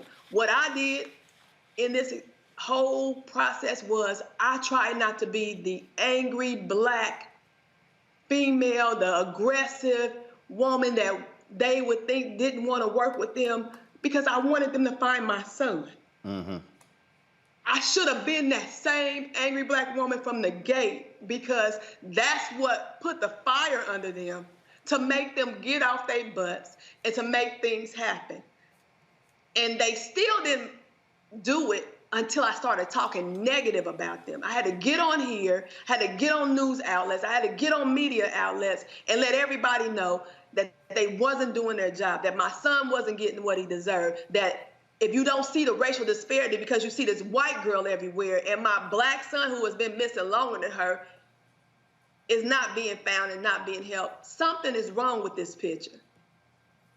Indeed. But I promise you, and I mean this, Jelani did not die in vain. Not only whoever did this, I hope if they see me to always know I'm going to find out what happened to him. But Jelani's name will be remembered. Jelani is going to make a difference. My son is going to make a difference. He's going to help somebody else. This was not done in vain because my son told me that he wanted to do stuff to help people. His helping was to be a speech pathologist. But now he got a whole different movement. And since he spoke for other people and he's not here to speak for himself anymore, his mom will definitely be his voice. Carmen Day, we're so sorry that you have to endure this. It is never an easy thing for any parent to have to bury their children. We often hear this, that children are supposed to bury their parents. And hopefully, we will see a change in police departments and others where they will not blow off African Americans who come up missing, because it happens all too often. We appreciate you joining with us and sharing your story with us. And we're going to continue to do our part to ensure to highlight other African Americans because hopefully by using our medium on this show and Black Star Network and social media, that they be united with their family. Thank you for allowing me to come on here and share my story. Now I just want them to do their job and find the answers. I need answers. I need to know what happened to Jelani. They are now, I requested that the state police come in and take over. I asked for the FBI, and I'm still asking for the FBI. They think they are pacifying me because the FBI behavioral analysis unit is involved, but all that means is they're analyzing my son and his mindset. I needed the investigators involved. So I'm not stopping, and I'm not settling, and they will not just give me anything to pacify me. I want answers, and I thank you for allowing me to come on your platform and to let the world know that this is what I'm seeking, and I will need that support. I need your support. I need everybody's support. I need everybody's help. I need everybody's prayers. I just want answers now. Carmen Day, thank you so very much for joining us. Thank you. Julian Malveaux, it's interesting looking at these stories and I saw the Washington Post, the New York Times. I saw all these stories, and I'm sitting there going, y'all could cover black people missing, but you don't. So don't write a damn story about how people are angry about the inequity of coverage when all you gotta do is do it, but you don't. And if a white woman comes up missing, all of a sudden, you're all over it. Well, let's look at the resource allocation here, Roland. It really is quite obnoxious that the FBI, the police, all these people were involved. Her, whatever he was, fiance, whatever, he probably sitting in Europe chillaxing because no one got on this in time. But the resource allocation, imagine that Carmen could have gotten an eighth of the attention that this girl got. Imagine that she went to talk about Jelani, that someone would say, okay, let's take a look at this. But if they blonde and white, forget it. There have been so many cases. The runaway bride, they looked for her for days, and she was someplace hiding because she didn't want to get married. I mean, it shows us the invalidation of humanity, and quite frankly, this is why we have a Black Lives Matter movement, because people continually put Black life down. Now, the Washington Post, the New York Times, all these folks, they have something to pay because they've done the wrong thing, frankly. They have not followed up on these things. People come to them. This woman was tireless, was utterly tireless in pushing this. This could have been a story 3 weeks ago. I mean, the young man's body was found on September 4th, and it takes 20 days to get, or 19 days to get an ID, because they're saying, well, the coroner's office is backed up. Well, they weren't backed up for Miss Thing. And I'm not diminishing her parents' pain, but because no parent should go through this. But there's so many Black parents. Another piece of this role is the number of missing Black children that we do nothing about in terms of investigation. And so we're basically just saying Black lives don't matter. Black kids don't matter. Black women don't matter, or Black men. And that's why people continue to basically protest. Again, I admire Carmen so much. She really did what she needed to do, but we need to do what we need to do. And so thank you, Roland, for the platform that you gave her. I was about to start crying myself. It's just a lot. Kelly, this clip has made the rounds as of late. This was at 2004 at the Unity Journalists of Color Convention, where there was a panel, and the late Gwen Ifill said this. I call it the missing white woman syndrome. If there's a missing white woman, we're going to cover that every day. It's true.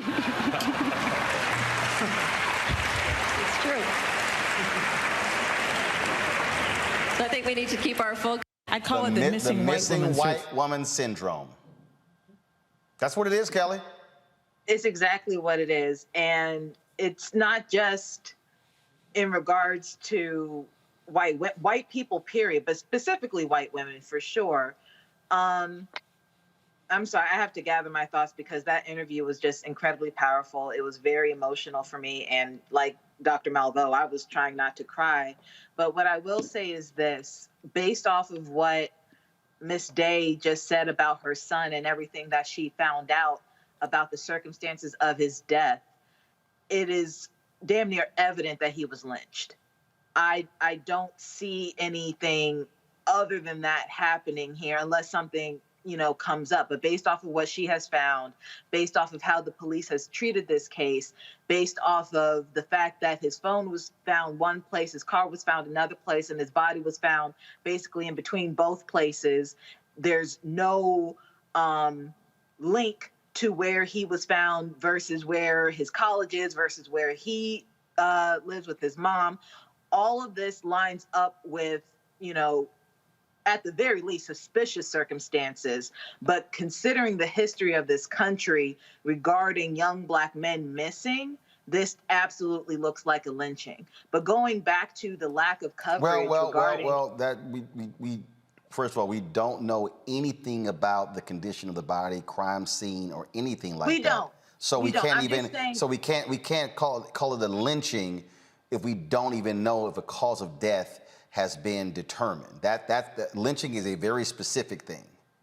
I understand. I'm just saying, based off of what I just heard from the mother, that's what it sounds like. But we don't know what happened.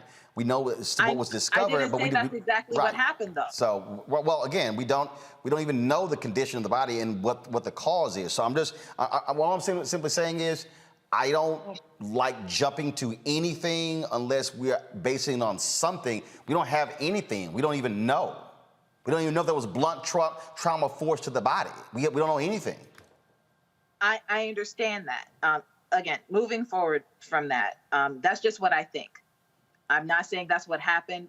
I'm just saying, based off of what Ms. Day has said and what we have found out through what she has told us and what the news coverage says, that's what it looks like to me. Again, it's all allegedly, all suspicious at this point. But going back to how missing Black people are just forgotten about in this country. I mean, there are reports right now that Kelly Price has been missing since last week, and nobody's covering that. Well, actually, well, hold up. Okay. Again, first of all, it's just reported today that she was missing. Literally, the stories just came out since we've been on the air. Now, her information right now is listed with the National Crime Information Center. Her family apparently is actively seeking information about her whereabouts. And so this information about Kelly Price has only come out in the last hour or two. And so, well, I saw it hours before that. So right. What you said, no one is covering it. But that's not true. They are. Literally, multiple media outlets are reporting it. So folks are just finding out that she was missing, apparently after a COVID diagnosis. Okay.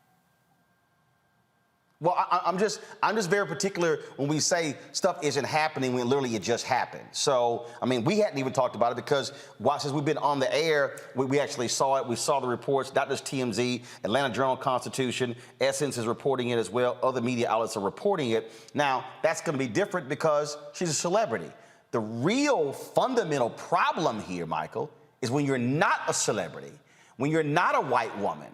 And that's what Carmen was really pleading there, the fact that she had to travel there and conduct her own search for her son, Daniel Robinson.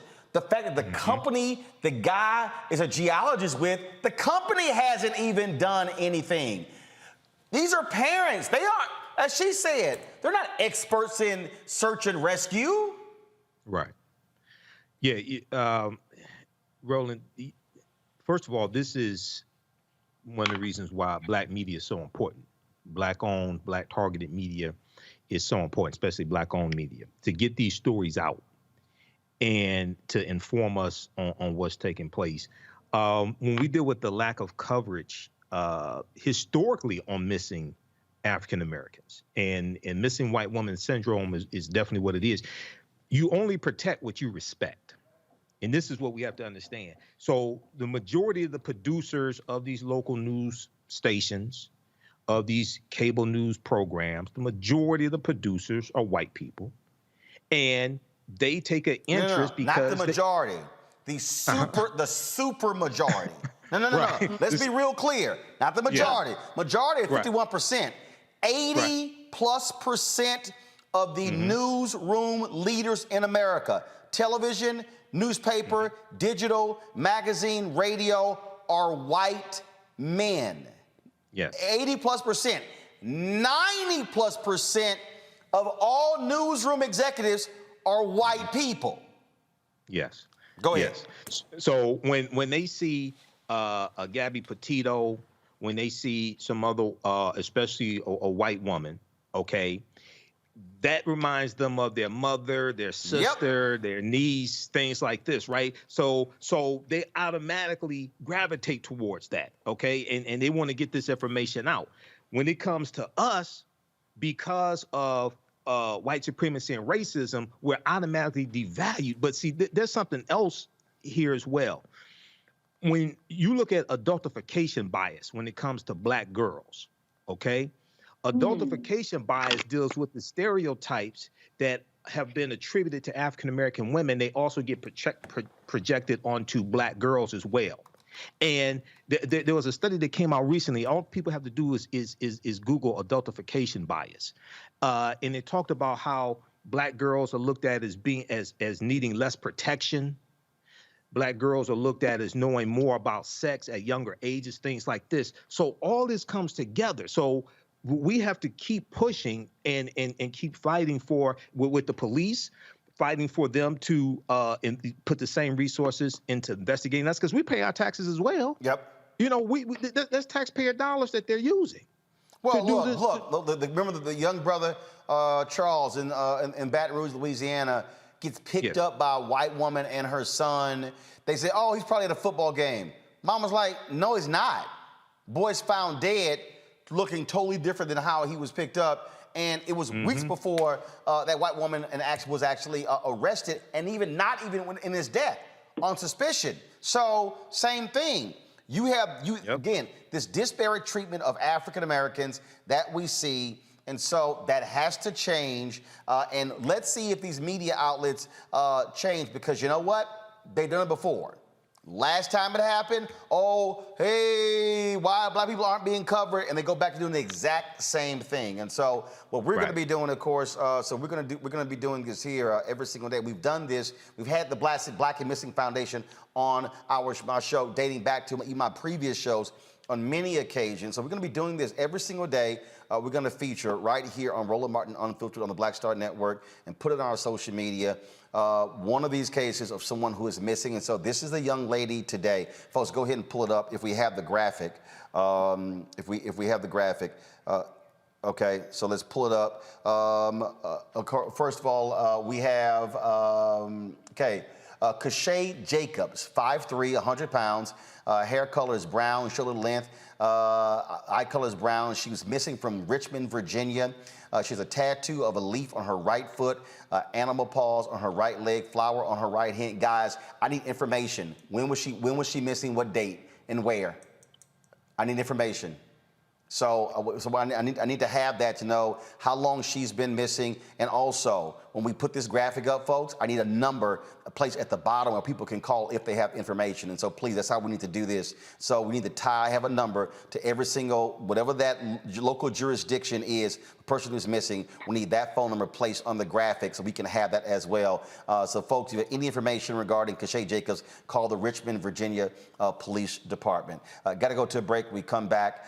We'll talk Education Matters. We'll also talk with actor Omar Dorsey, and Congresswoman Karen Bass. Actually, I'll do this before we go to break. California Democratic Congresswoman Karen Bass is apparently planning to run for mayor of Los Angeles. Reports say the esteemed lawmaker may make her announcement as early as next week. She's a six-term congresswoman, born and raised in L.A., and has been politically active since an early age. Former Speaker of the House of the California legislature as well. You know, we had her on the show yesterday. Yeah, I did send her a text to ask if that's actually true, if she's running. Have not heard back from the Congresswoman. More on Roland Martin Unfiltered next on the Black Star Network.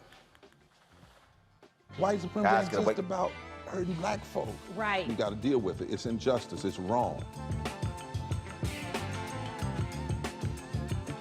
I do feel like in this generation, we've got to do more around being intentional in resolving conflict. You and I haven't always agreed. Yeah. But we agree on the big piece. Yeah. Our conflict is not about destruction. Conflict's going to happen.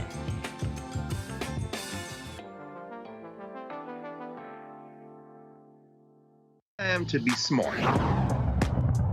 Roland Martin's doing this every day. Oh, no punches! Thank you, Roland Martin, for always giving voice to the issues. Look for Roland Martin in the whirlwind, to quote Marcus Garvey again. The video looks phenomenal, so I'm really excited to see it on my big screen. Support this man, Black Media. He makes sure that our stories are told. See, there's a difference between Black Star Network and Black-owned media and something like CNN. I got to defer to the brilliance of Dr. Carr and to the brilliance of the Black Star Network. I am rolling with Roland all the way. Honored to be on a show that you own. A black man owns the show. Folks, Black Star Network is here. I'm real revolutionary right now.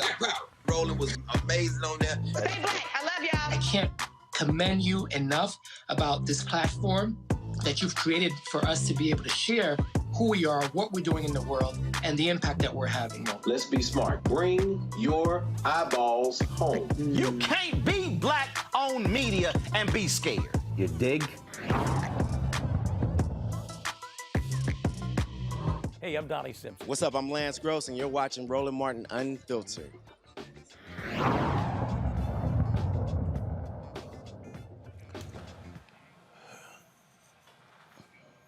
Jurors in the case of R. Kelly are coming back on Monday. They deliberated 2 hours today.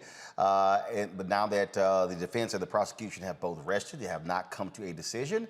For weeks, prosecutors called dozens of witnesses to the stand in an attempt to properly display what they saw as a criminal organization led by R. Kelly. Yesterday, in a final attempt to win over the jury, Kelly's defense team actually compared him to the Reverend Dr. Martin Luther King. Yeah, I have no idea. Kelly faces life in prison if he is found guilty and still has charges pending in Illinois and Minnesota.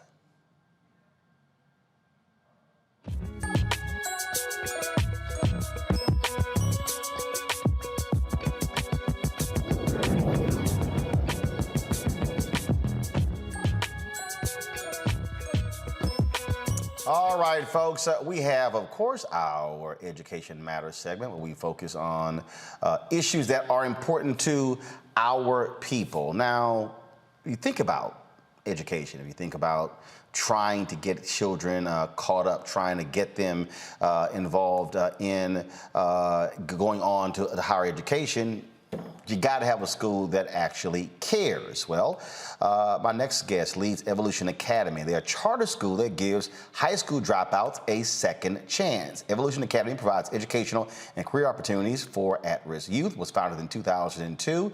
The school is spread across 3 campuses, have graduated more than 2,000 students. Joining us now is Cynthia Trigg, founder of Evolution Academy Charter School. Cynthia, glad to have you on the show. So tell us, how did this thing start? Well, thank you so much for having me. And as an educator, you take a look at students in your enrollment. I started out as a teacher in the Beaumont Independent School District, transitioned to Aldine ISD, and year after year, I noticed that students were starting out in the 9th grade, ending. You start a cohort in the 9th grade, but then you take a snapshot, fast forward 4 years later, and you may graduate a class of about 300. So from 900 to 300, that's a huge disparity. And so I literally thought, and I share it with my husband over and over, I say, you know, when I retire from this educational system, I am going to start a private school just to address dropout recovery. And just in doing research, met an individual. She said, you know, you don't have to wait until retirement. Texas has just approved its first generation. And so I began to do the research, the legwork, wrote a proposal to the state of Texas, went through a very grilling process, and we became the first, Generation 7 charter school that focused in on dropout recovery efforts. And so what students do, what are the grade levels you're taking? What are you taking? Is it just high school, or is it middle school to high school? 9th through 12th, ages 14 to 21. And for our diploma completion program, 21 to 26. And obviously you have to teach them a lot differently than you normally would traditional students. Explain the difference. Absolutely, Roland. It's very different. So you may have a student that would initially be assigned to 1st grade, 9th grade, or English 1, first semester English 2. It's not uncommon for the students that come to us to be what we call 2 to 3 years out of their cohort. So it's very important to have the flexible opportunities, credit recovery classes, dual credit opportunities, quite a bit of flexibility goes into it, but the most important thing is that every single student that walks through the door must have a graduation plan. And so we are literally sometimes piecemealing the courses that they've taken because they've been in multiple campuses, but we bring all of those together into one, develop a graduation plan, and we just look for flexibility. So you have 3 campuses. So you're in 3 different cities? Yes, we are. Okay, so in those cities are Beaumont, Houston, and Richardson? That's correct. So basically Richardson, which is of course near Dallas. Then you have Beaumont, which is, of course, near Louisiana border, and then you have Houston. Absolutely, okay. Yes. And so we're hitting those markets, and we serve approximately students that would be attending about 33 districts throughout the state of Texas. Wow. Just if we've encompassed the Beaumont, the Richardson, and the Houston area. And there's not a day that goes by that I'll meet an individual and they'll say, "What do you do for a living?" And I tell them, and they're like, "I didn't know that something like that existed." Question. But it's really, yeah. No. Go ahead and finish. Go ahead. Well, we're literally taking students who may have just been way behind for whatever reason. Some of it is self-inflicted. Some of it is not. And our goal is to case manage them to the stage, to literally get them graduated. But in doing so, you know, when we first got our start, it was, we want our students to have a high school diploma. But of course, what we know is to earn a living wage, that's just not enough. And so we have been working tirelessly to partner with community colleges and job certification programs that would allow students to earn dual credit. And so I'm happy to say that we've launched partnerships with every single community college or institute of learning, of higher learning in each of our communities. So we have a partnership with Lamar.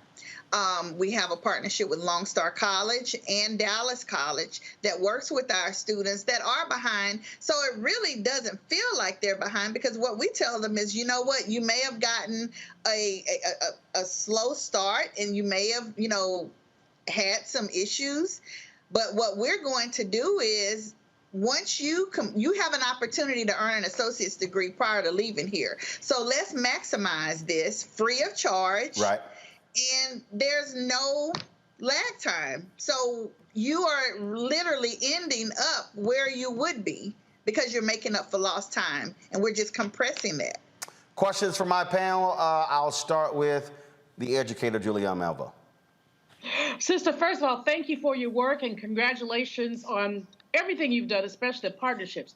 I'm interested in what kind of data you're collecting. You have over 2,000 graduates. So what are you what kind of data are you collecting, and what are you learning from the data collection that will shape the next cohorts that you work with?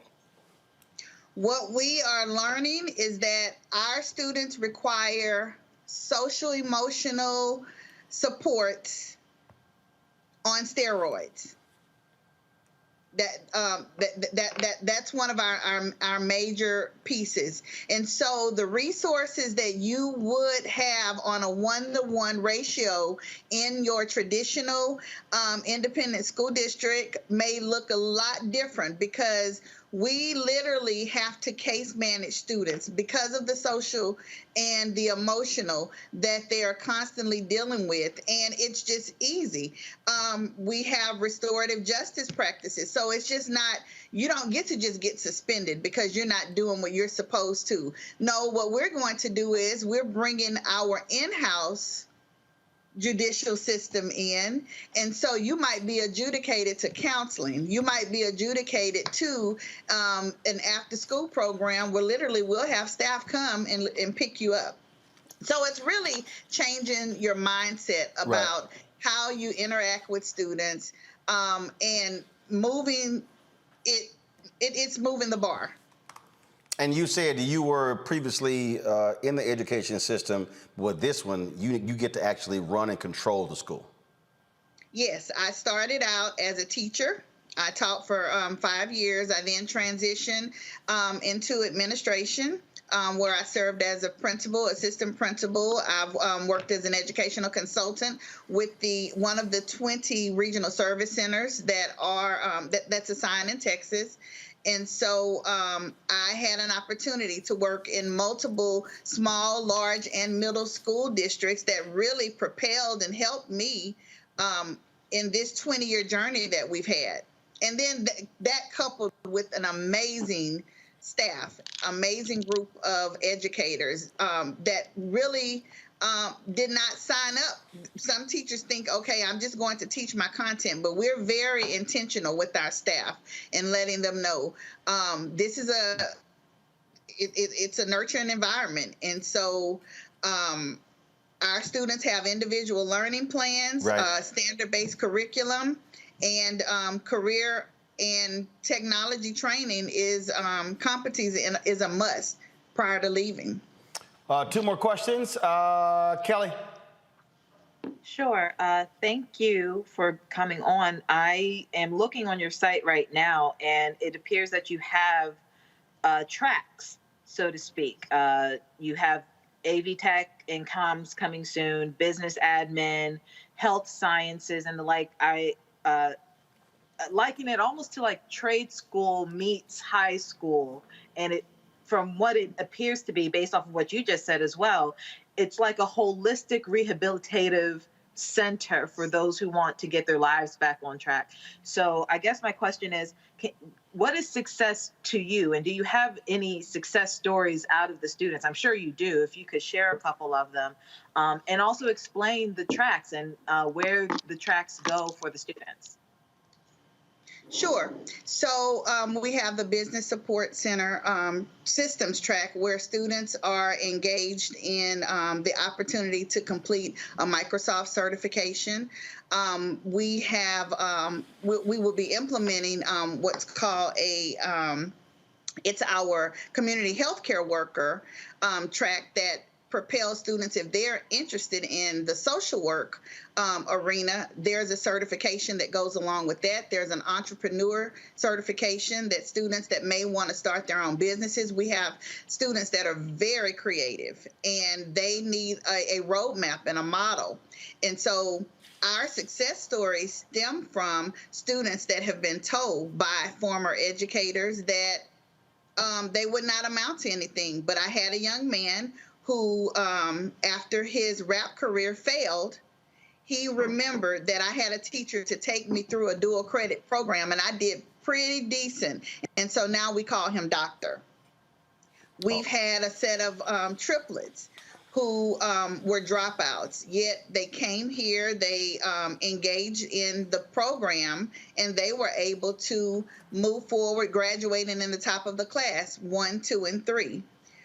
We've had students that are in the education field, the healthcare field. I go through the airport traveling to and from the different campuses, and it's not probably a time that I'm not in the airport that I'm running into students that are former Evolution Academy students. All right. Michael, question. Yes. Thanks for coming on, and thanks for the work that you're doing, Sister Cynthia. Question for you. Do you have an alumni day where the graduates of the school come back and talk about the careers they're in with the current students? And if so, what is that like? What, you know, if you could share a little bit of that with us. What we have done is reach back to our alumni, and they serve as our keynote speakers. We've had students former students also return and provide students with, we operate a morning and an afternoon. And so typically they will present to those students and just encourage them, letting them know, you know what, I was right there where you were, but look at me now. And so those are the best success stories. But I just think we had one young lady that actually shared publicly that when they attended the school, both she and her sister, she was valedictorian one year, her sister valedictorian the year prior, and she shared with them that she and her family were homeless But this was a nurturing environment. We gave them the resources that they needed, and I mean, just soaring. So our key takeaway is you don't give up on anyone. Right. All right. Thank you. Absolutely appreciate you coming on the show, breaking down this school. Hopefully, if there are some folks there in Texas who are looking for to get a start in life, they'll consider Evolution Academy Charter School. Cynthia Trigg, thanks a lot. Thank you. All right, folks, going to go to a real quick break. We come back, we're going to talk with actor Omar Dorsey. And Reese is back. I'll explain why Reese is back when we come back on Roland Martin Unfiltered on the Black Star Network. Before Till's murder, we saw struggle for civil rights as something grown-ups did. I feel that the generations before us have offered a lot of instruction. Organizing is really one of the only things that gives me the sanity and makes me feel purposeful. When Emmett Till was murdered, that's what attracted our attention. It's time to be smart. When we control our institutions, we win. We win. This is the most important news show on television of any racial background. Y'all put $2, $3, $4, $5, $10, $15, $20, $30 on this and keep this going. What you've done, Roland, since this crisis came out in full bloom. Anybody watching this, tell your friends, go back and look at the last 2 weeks, especially of Roland Martin Unfiltered. I mean, hell, go back and look at the last 2 days. You've had sitting United States senators today, Klobuchar and Harris. Whatever you have that you can bring to Roland Martin Unfiltered to support it, please do, because this information may literally save your life. Watch Roland Martin Unfiltered daily at 6 p.m. Eastern on YouTube, Facebook, or Periscope, or go to RolandMartinUnfiltered.com. Support the Roland Martin Unfiltered Daily Digital Show by going to RolandMartinUnfiltered.com. Our goal is to get 20,000 of our fans contributing $50 each for the whole year. You can make this possible. RolandMartinUnfiltered.com. Hello, everyone. It's Kiara Sheard. Hey, I'm Taj. I'm Coco. And I'm Lily. And we're SWV. What's up, y'all? It's Ryan Destiny, and you're watching Roland Martin Unfiltered.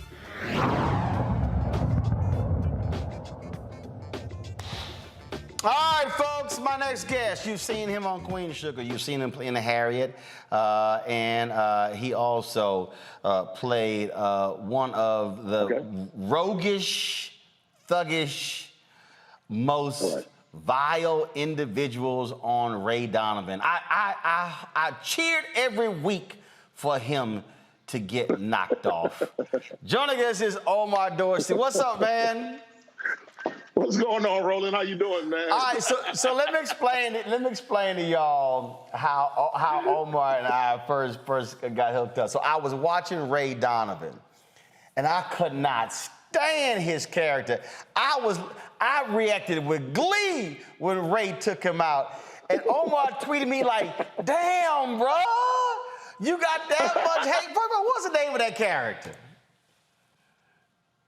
Cookie Brown. Huh? Cookie Brown. Cookie Brown. Y'all, I was killing Omar every week. He was like, damn, bro. Yo, we've been friends ever since then, too. Yeah, absolutely. So thank God you have redeemed yourself playing a stand-up, strong, compassionate, real brother on Queen Sugar. Thank God, man. God, see, it's a redemption story for me.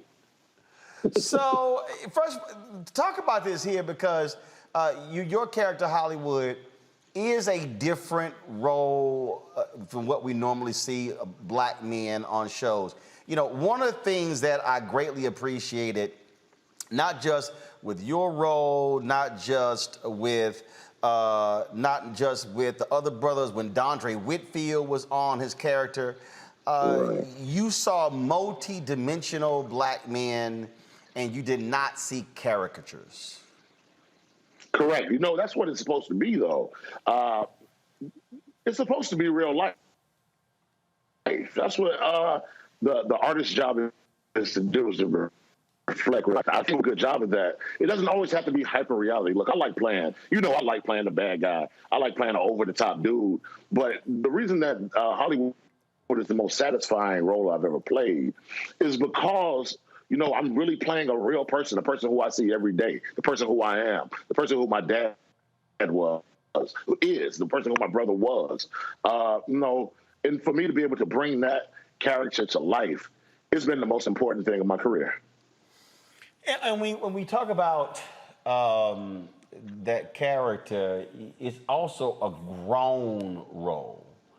Yes. And so folks get to see grown Black people in love and actually show love and affection on the air. That also is vital. It's extremely important, man. I mean, because look, that's who we are. You know, I'm a dude in my 40s. You know, and you know, we are. I got my partners in their 30s and their 50s and even 20s. But we have to show exactly what we look like. You know, I'm a Southern dude. These are the guys who I grew up with. These are the people who I, you know, who I hang around every day. And like I said, it's just our responsibility to show that. Our responsibility to show what real people look like and just how it looks. It doesn't always have to be, you know, super over the top, man. And I love it. And the love that Hollywood and Vi have is one of the most beautiful love stories in television history. You know, you don't even think about the age difference anymore. I guess it was shocking the first couple of episodes, but after that, you know, this is just your uncle and your aunt.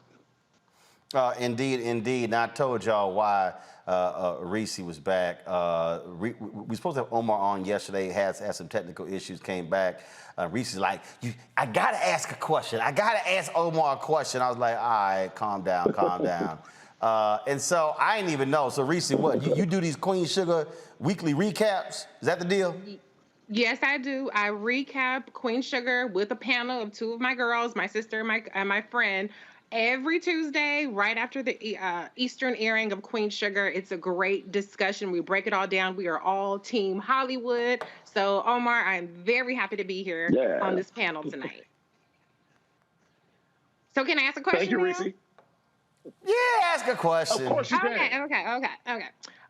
So first of all, I have to say one of my favorite parts about your character, Hollywood, is that you are the patriarch of the Bordelon family, even though you're married into the family, even though you don't have children yourself on the show. You're an uncle, but I think it's so important that they show you in that patriarchal role.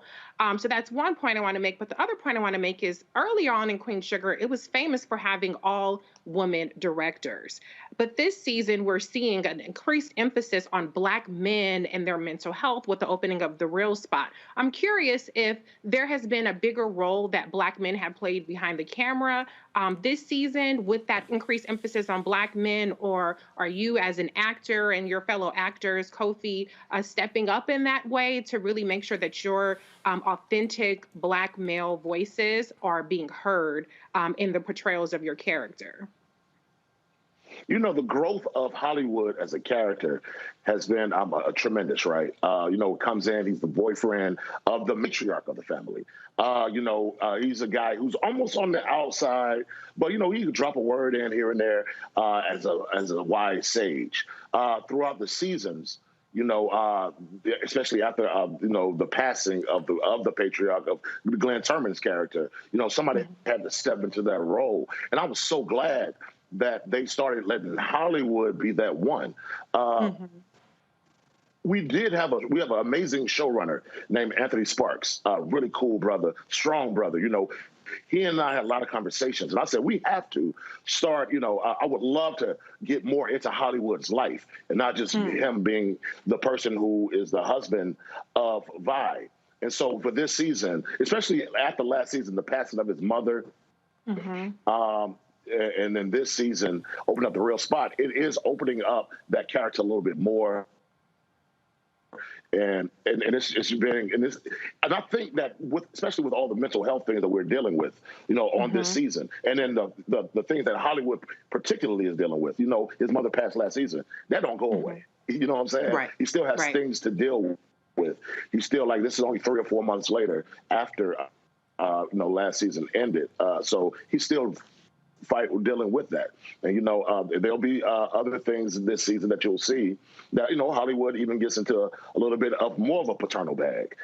So I really do love all of the writing that they do for Hollywood. And I love all the writing, even that they do for Micah, played by Nick Ash. And, of course, Kofi, who plays Ralph Angel. Those characters are very three-dimensional, and we're seeing more and more of the men come to the forefront, and of Davis West, played by Tim and Cal Durant. All right. I got a brother next, Michael. Michael, your question for Omar Dorsey. Hey, Omar. Hey, thanks for coming on today. Question for you. For people who do not watch the show, especially for African Americans, for people who do not watch the show, give us some reasons why they should watch. What y'all doing? Rolling. I don't watch a lot of scripted TV. Man, what the hell is wrong with you? What you doing? I'm not against it. I don't watch a lot of scripted TV, Roland. I'm busy doing research and doing my show. No, you said I don't watch a lot of scripted TV, which means you watch some scripted TV. So what the hell are you watching? Godfather of Harlem. Dude, Godfather of Harlem season. Michael, the Godfather of Harlem season ended 2 months ago. Right. Okay. I was behind on episodes, Roland. It ain't that many damn episodes. I saw the end. It was episode 10. I saw that. I know the historical consultant on the okay. So I watched Godfather of Harlem, scripted TV. The Pain. House of Pain. House of Pain. Your ass watch House of Pain, but you don't watch Queen. Man, ask your damn question. Ask your damn question. So, explain to some people who don't watch why they should tune in each week to this show, and what do you want them to take away from this show? What do you want them to learn that they don't already? Well, first and foremost, I got to give a shout out to my man Marquand, who created Godfather of Harlem. I'll probably call him a little later on.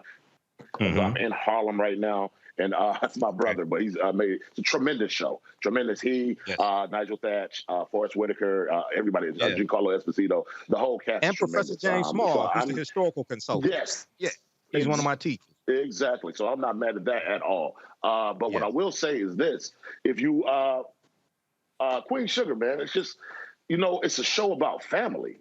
And it's a show about all the ups and downs, the anything that goes on in a family.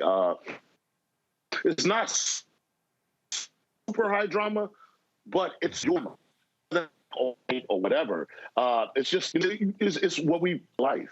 It's Southern. We're all from the South, unless you the islands are from Africa. You know what I'm saying. But if you're people from the South, so you will feel it. You will feel exactly what it is, and it just feels like home. It's about a family who owns a sugar product to them, and it's them trying to grow that business and trying to do all these things within this beautiful community of St. Joe's, Louisiana, and and through all of that, you still have all your family's ups and downs. And 6 seasons in, so even the people who the kids who are on the show now they're in college. I was dating the matriarch of the family. It's just family, and they've gone through over the last 6 years. All right, let's see here. Yeah, and it's 6 seasons in, so your ass got time to catch the hell up, Michael. Okay. Michael, I'm gonna need you to go and do a self marathon.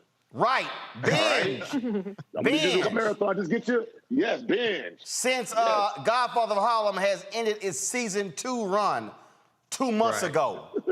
Okay. Hell, I was behind on episodes, I think they ended it 3 months ago. It's only about 10 a year. Yeah. You can knock that out in a weekend. Exactly. All right. Next question, Julian. Omar, I love Queen Sugar so much. It's such an important show. So the thing, the drama, all of it, and I love Hollywood. I want me a Hollywood. Shit. Now hold on, Julian. Hold up, Juliana. You already had, come on now, you already had Method Man talking about that red bone on the show.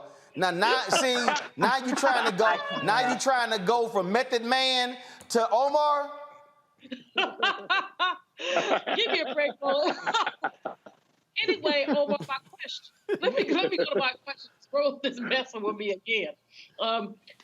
The thing about the show that is so important, I mean, there's a lot of drama, not high drama, but medium drama, like with the police or Mika, right. Stuff like that. Oh, yeah. But what is the most moving is the subtle stuff. Like at the end of the last season, when you and Ralph Angel were having a conversation about your mom. And, you know, that was just like, so what else are we missing? I mean, I watch everything twice. I watch them twice just because I love it so much. And there's nothing like it. I ain't like Michael. I don't, you know, I look forward to Queen Sugar. I watch it. And, but what are we missing? What in terms of the subtlety? What should we look at when we look at an episode the second time around?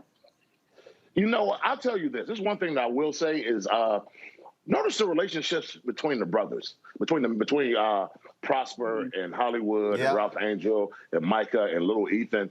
Notice those gems because there are things that Prosper tells to Hollywood because Prosper has 40 years on Hollywood, or you know, and there are little drops of things that Hollywood might say to Ralph Angel that you might say a little bit differently than they would say to Micah or to Blue, because you know.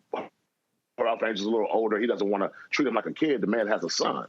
But notice those subtle relationships between them.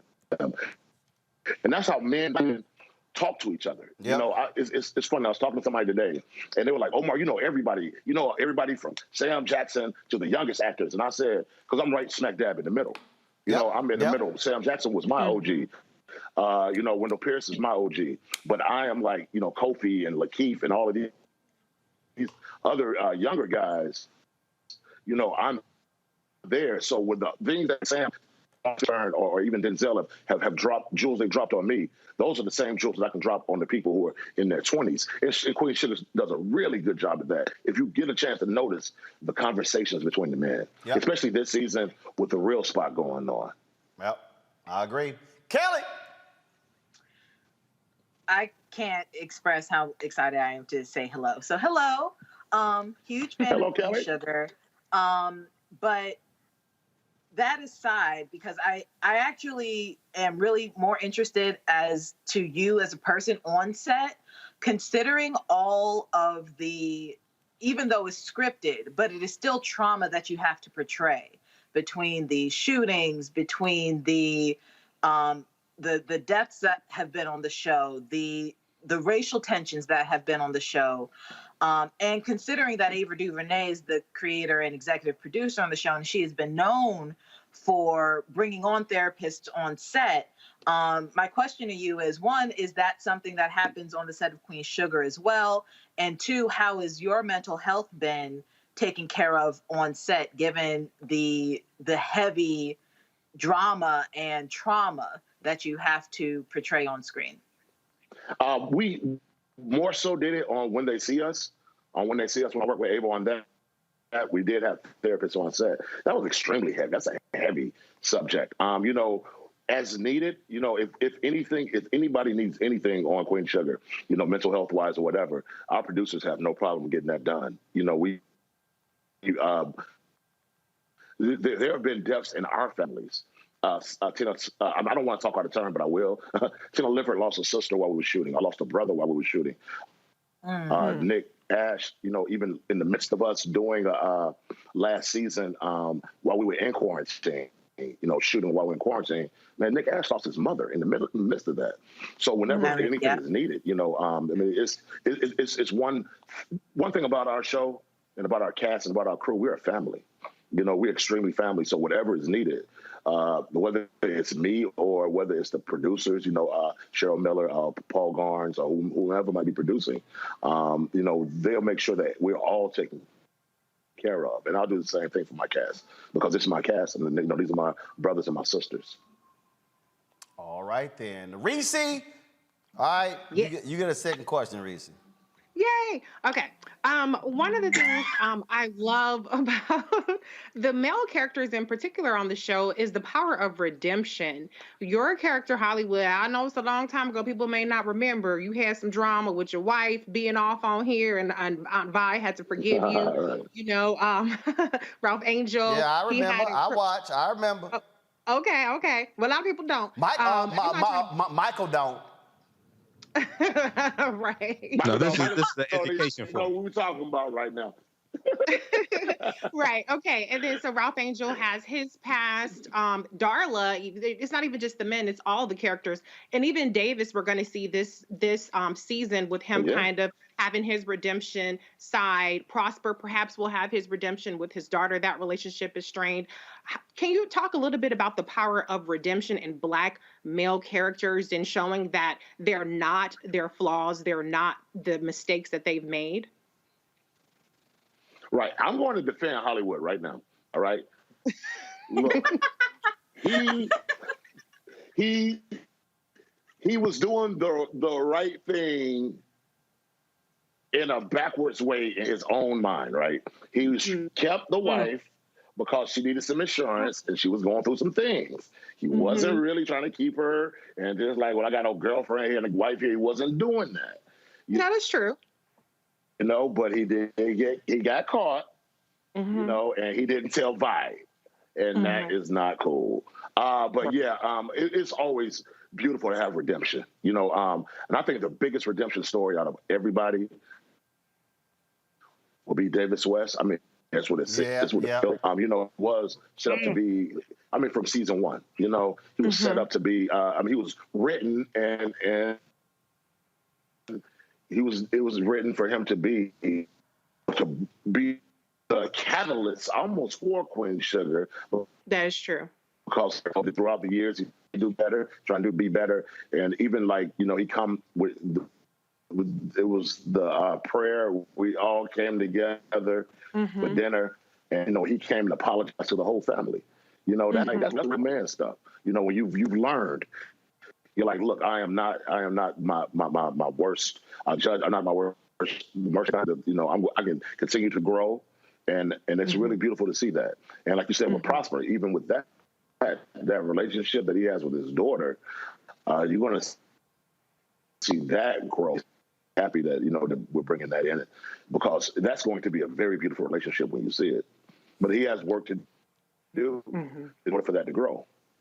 Indeed. My last question is going to be this here, and that was some examples there, you know, folks dating other folks, but I'll say it also was phenomenal that what you see every week, if Michael actually watched it, what you will see, what you see every week, you see Black on Black love. You see Black people loving each other, being intimate with each other, having issues with each other, working out their issues with each other. This past week, when Vi wasn't letting you know about this other sister she was helping out, what was going on. I mean, that's real, but we cannot underestimate the power of seeing Black on Black love every week. I agree with that 100%. You know, it's funny that you say Vi is hiding something. It's the same thing with Hollywood season one. You know, he was high, but it was for the greater good. You know, and that's going to be a very great storyline as it plays out through the season too. But yeah, it's just beautiful to see Black people loving each other and trying to kill each other. You know, it's just being just regular. And accepting each other's flaws and telling each other about their flaws. But, like, you know, we're going to accept that. We're not going to accept that you continue to make them. But, you know, we will continue to grow forward and keep moving on because we're a family. Absolutely. Omar, next time you come on, don't bring that Teddy Riley Wi-Fi. Hey, man, I am in the That ain't right, Roland. What? I'm just saying. I mean, everybody was thinking it. I just went ahead and said it. Look, I am not at my house right now. Now, I had to come back to New York to go finish working with you, man. hey, I'm just saying. Well, first of all, that bad? Roland, don't cuss me out. I know you're gonna go off on me. It was snap on me on you gonna text me. It was all right, but you're gonna get a text. I'm just saying, you know that. You know that, right? I know I am. I already know. You know that, right? You know that, right? And just so y'all know, I saw Omar Saturday at the Collective Pack party. And I said, yo, I'll be right back. Then he like, all right, man, I'm gonna see you late at the club. I ain't see him. Then I text him, like, what the hell happened? He's like, dude, I just crashed. See, that's what happened when you party. First of all, y'all don't understand. That's actually, I see Omar more on the road. It's always at a party. You know, it's always at a party we see each other. Always. And you know what? I can't party with you, Roland. I can't, man. I try to, and that's like I always have to tap out. Well, remember, you got to tap out because you be drinking. I can go all night because I just drink water. Yeah, this is true. I know. This is true. Omar, man, always good to see you, my brother. You stay well. Keep doing a great job and keep representing real brothers on Queen Sugar. I appreciate it. Next time I come, I'm gonna have my own internet, okay? Yeah. No. Next time we do it, we're gonna be in person, 101, sit down, longer interview. We'll be in the studio. Yeah, in the studio, or when I'm in LA or New York, we're gonna do it. All right, brother. I appreciate it, man. All right, bro. All right, appreciate it. Reese, thanks a lot. Michael, Kelly, Julian, thanks a bunch as well. Folks, great week. I want to do this here, and again, let me tell you how amazing y'all have been. We launched this show September 4th, 2021. We had 157,000 YouTube subscribers. We didn't really, I really wasn't even paying much attention to it. Boom! Big up, 800,000. We passed 800,000 YouTube subscribers. And of course, we appreciate all of y'all. I also just checked, we have, since we launched the app, 13,231 downloads. And so what we want to do next, we want to actually hit 50,000 downloads of the Black Star Network app by December 1st. Now, we can also hit 800,000. So between thousands of y'all who are watching us on YouTube and Facebook and Twitter, hey, download the app. Because again, if we're downloading, if we're watching the show on the app, we completely do that. We completely control it as opposed to stuff we got to deal with YouTube, Facebook, and Twitter, Periscope. And so please download the Black Star Network app, your iPhone, your Android TV, Roku, Apple Fire Stick, Xbox One, Smart TV, all of those platforms. You can get the Black Star Network app curated by Roland S. Martin. In the next few weeks, I'm going to be letting y'all know new shows. We're going to be launching as well. I already told you, we got to have hashtag Rolling with Roland, one-on-one interview show that's going to be on the network. I'm going to tell you about some other shows going to be launching, so that's going to be coming up. And I want to thank all of you who support us financially as well. Your dollars make it possible for us to do what we do. Cash App, $RM Unfiltered, PayPal.me/R Martin Unfiltered, Venmo.com is /RM Unfiltered, Zelle is RolandSMartin.com, Roland@RolandMartinUnfiltered.com. We always end the show every week showing our Bring the Funk members, and so roll it. And so check this out, and man, we are working hard on our, come on. Well, no, start it over. Y'all gotta start it over. Listen, you're too late. Start it over. Y'all gotta understand, start the list over. Stop it, start the list over. Y'all understand, folk watch the show on Friday to see their name, so we can't switch late. So go to the top, now switch to the two shot, then play the whole deal. Folk want to see their name when they give. They send me emails like, I ain't see my name. Now, if you don't see your name on the list, start it from the top, y'all, from the top. If you don't see your name on the list, send me an email. We will take care of that and get you on, all right? So now, here's a list of our charter club our members of our Bring the Funk fan club. There you go, y'all. Check it out. Again, I appreciate all of y'all. Many of you folks have given $1, $5, $10. And oh, by the way, Anna Austin, she was the first Bring the Funk fan club member, y'all. This sister sent me a letter in August of 2018 saying how important this show was. She saw me on TV One. She said, look, we need your voice. She sent a $500 check. She was the first member of the fan club, a $500 check.